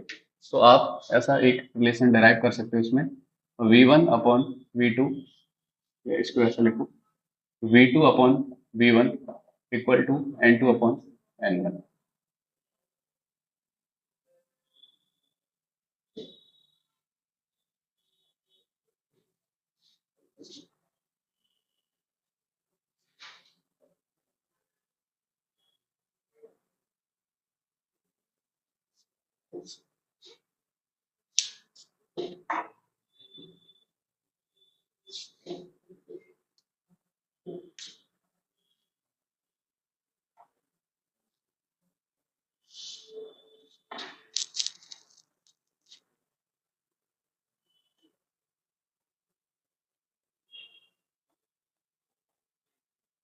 लिख लिया? चलो देखो, अब एक टर्म सुनोगे आप जब न्यूमेरिकल करोगे, STP लिखा रहता है कहीं भी पे, STP, ठीक है। फुल फॉर्म आपको पता होगी, स्टैंडर्ड, हाँ, स्टैंडर्ड टेम्परेचर एंड प्रेशर, ठीक है। स्टैंडर्ड टेम्परेचर एंड प्रेशर, मतलब टेम्परेचर और प्रेशर कुछ स्टैंडर्ड कंडीशन दी गई है, वो है, ठीक है। तो यहाँ पे प्रेशर जो लिया जाता है बेटा, वो पता है किसी को कितना रहता है, और टेम्परेचर,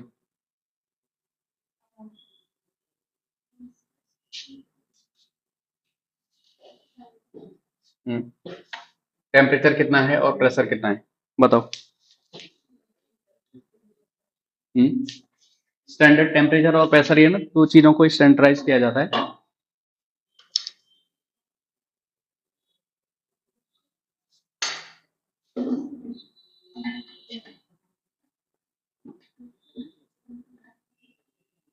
बताओ।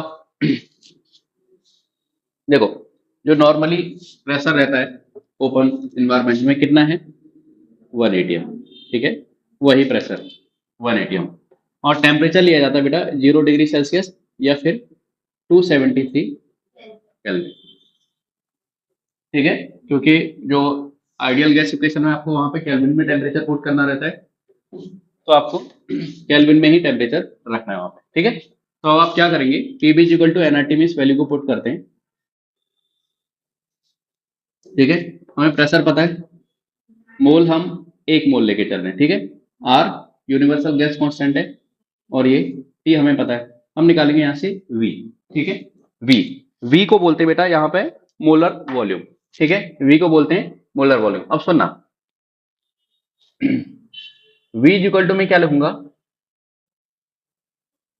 PV, sorry, N R T upon P,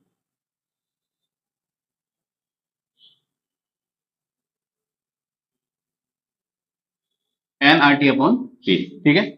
अगर यहाँ पे N is equal to 1 mole लिया,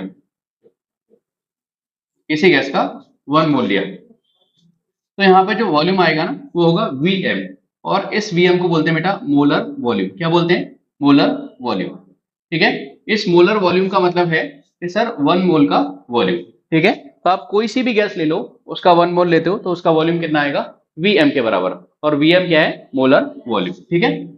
चलो आगे देखो, तो अब मैं लिख रहा हूं यहाँ पे Vm, m लिख दिया तो n की वैल्यू कितनी हो जाएगी, 1, ठीक है। और r की वैल्यू बेटा, अब टेम्परेचर जो प्रेशर ले रहे हो आप किस में ले रहे हो, एटीएम में, तो r की वैल्यू कौन सी रखोगे, सबसे पहली वाली 0.0821, यस और नो, ठीक है। टेम्परेचर कितना आएगा 273 केल्विन, और प्रेशर कितना है 1 atm चलेगा। तो ये बताओ अब जो वॉल्यूम आएगा वो किस टर्म में आएगा, लीटर में या मिलीलीटर में। अरे आर की कौन सी वैल्यू रखी है आपने, लीटर एटमॉस्फेयर वाली रखी है ना, तो वॉल्यूम किस में आएगा, लीटर में आएगा। जब आप इसको मल्टीप्लाई करोगे तो यहाँ पे आता है 22.4 लीटर। आपको वैल्यू याद होगी, और मैं बता रहा हूँ कि ये वीएम है, ये मोलर वॉल्यूम है। मोलर वॉल्यूम का मतलब वॉल्यूम ऑफ 1 मोल गैस या 1 मोल आइडियल गैस। समझिए बात को, ये कैसे आता है, ठीक है लिखो।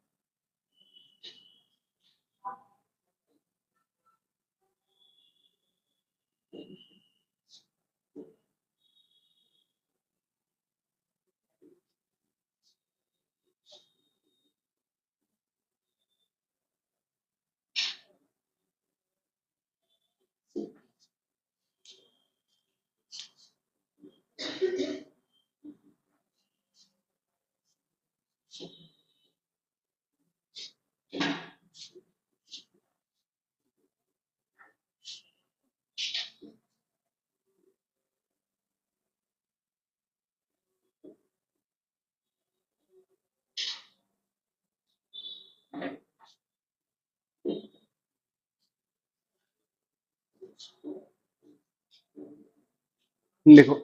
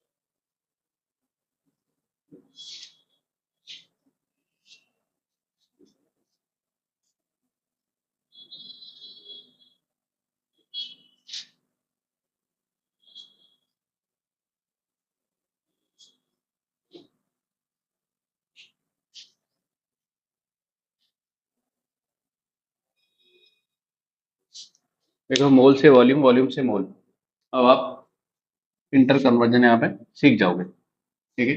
अगर आपके पास वॉल्यूम गिवन है और आपको मोल निकालने हैं, ठीक है, तो आप क्या करोगे बताओ, मल्टीप्लाई करोगे, डिवाइड करोगे। फिर से सुनो मेरी बात, आपको वॉल्यूम गिवन है और आपको उससे मोल बनाने हैं, तो आप डिवाइड कैसे करोगे बेटा, बताओ। डिवाइड करोगे ना इससे 22.4 से, ठीक है। अगर आपके पास मोल है और उसका वॉल्यूम बनाना है तो मल्टीप्लाई करोगे, बोलो, 22.4 से, ठीक है। वैसे ही आगे सुनो,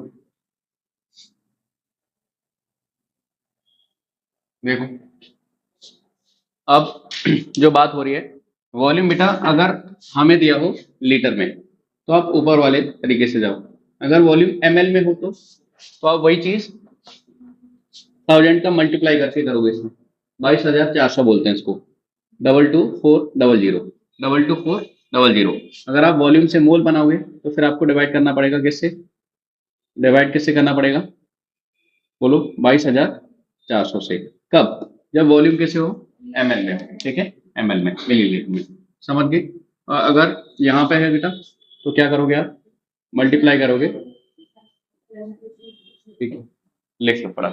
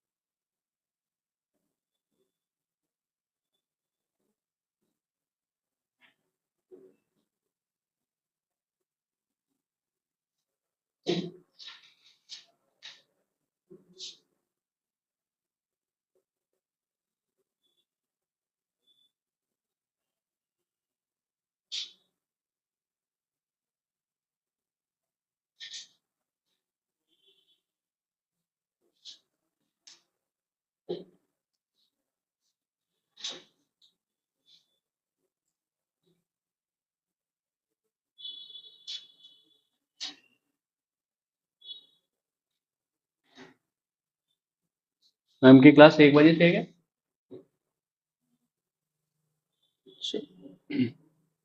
तो आधे घंटे का ब्रेक लगेगा, 10 मिनट में भी हो जाएगा काम।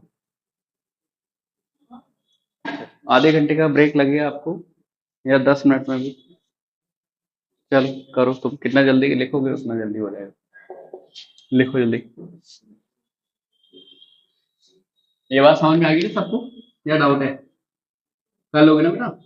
अगर वन मोल, अभी क्वेश्चंस करेंगे उसमें भी, कर लेंगे। ठीक है, देखो देखो डेंसिटी ऑफ गैस निकालते हैं। डेंसिटी ऑफ गैस कैसे निकालते हैं, समझो बात को। डेंसिटी ऑफ गैस, देखो आपको पता है आइडियल गैस इक्वेशन का formula P V equal to N R T. N पता है आपको क्या है, मोल है। ठीक है, एन है मोल। सुनो, पी वी मतलब मोल में क्या रखते हैं बेटा, वेट अपॉन मोलर मास। याद है ना आपको, वेट अपॉन मोलर मास। और आर टी क्या लिखते हैं, आर टी। ठीक है, अब सुनना ध्यान से, अगर मैं क्या करूं, इसको थोड़ा सा चेंज करके लिखते हैं। ठीक है, चेंज करके लिखने का मतलब क्या है, क्योंकि डेंसिटी का आपको पता होगा formula, density is equal to क्या होता है बेटा, मास अपॉन वॉल्यूम। या मास बोलो या वेट बोलो, वैसे तो अलग अलग है, बट अभी एक ही मान के चलते हैं हमें ना कॉमनली। ठीक है, मास और वेट दोनों अलग अलग है। देखो बताओ, तो अब मैं क्या कर रहा हूँ बेटा, P को M के पास ले आ जाता हूँ। ठीक है, और W के नीचे वॉल्यूम लिख देते हैं। ठीक है, और यहाँ पे RT। अब आपको पता है ये कुछ नया पक गया यहाँ पे, क्या हो गया, डेंसिटी। ठीक है, बताओ, तो डेंसिटी इज इक्वल टू क्या हो जाएगा अभी, रो, बोलो, P M upon R T. समझ गए, ये डेंसिटी का फॉर्मूला है गैस की डेंसिटी निकालने का। आपको पता है टी क्या है, यहाँ पे प्रेशर ऑफ गैस है। ठीक है, एम क्या है बेटा, है मोलर मास किसका है, गैस का, जो भी आप गैस ले रहे हो वहां पे। और आर तो पता ही है आपको, यूनिवर्सल गैस कांस्टेंट। ठीक है, और टी क्या है, टेम्परेचर। और वो किस में होना चाहिए, केल्विन। ठीक है, और रो इज द डेंसिटी। ठीक है, लिखो फटाफट।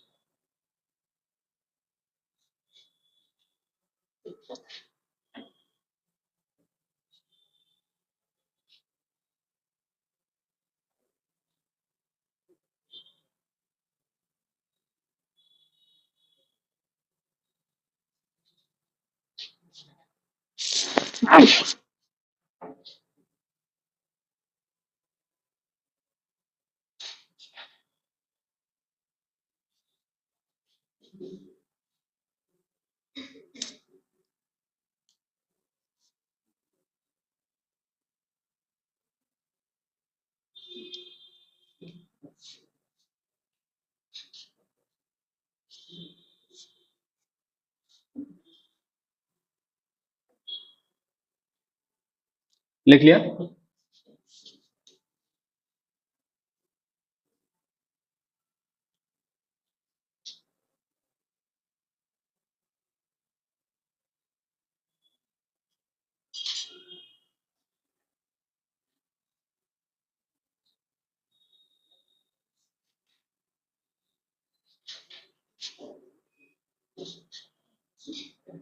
देखो एक केस देखते हैं यहाँ पे, for particular gas. Particular gas मतलब एक गैस है, फिक्स गैस ले ली हमने कोई, उसके लिए टेम्परेचर चेंज किया तो उससे डेंसिटी उसकी चेंज होती है, ठीक है।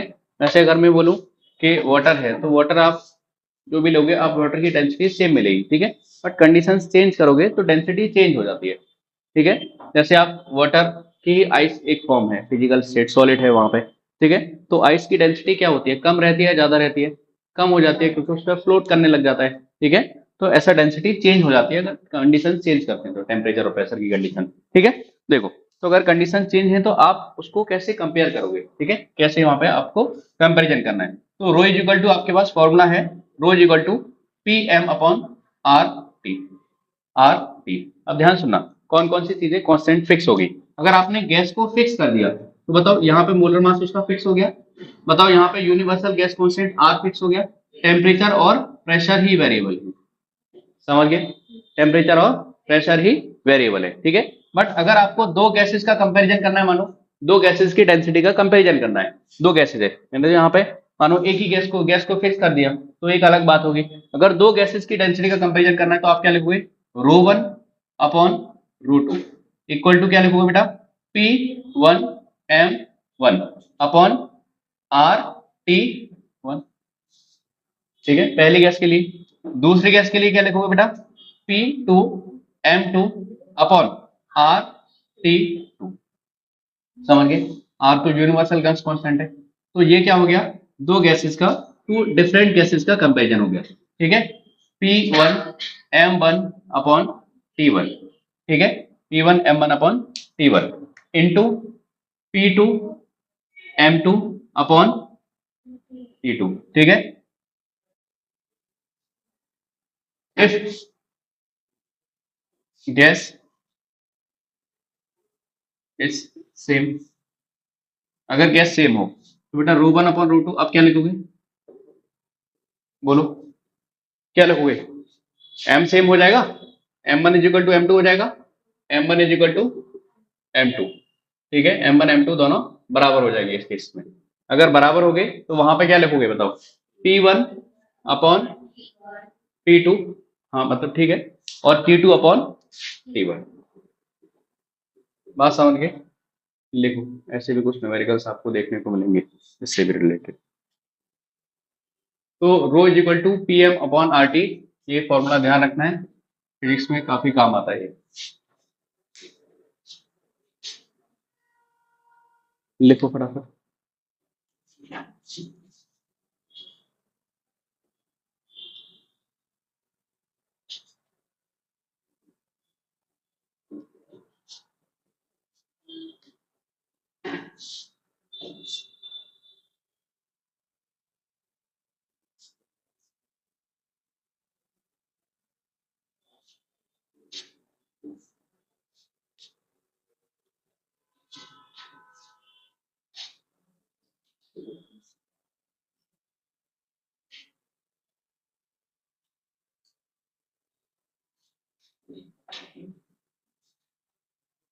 इसको लिख के नेक्स्ट लेक्चर के लिए हेडिंग लगा देंगे, वेपर डेंसिटी। आज के लिए इतना ही, बाकी कल पढ़ेंगे। अभी आपको डीपीपी मिल जाएगी इस लेक्चर के बाद।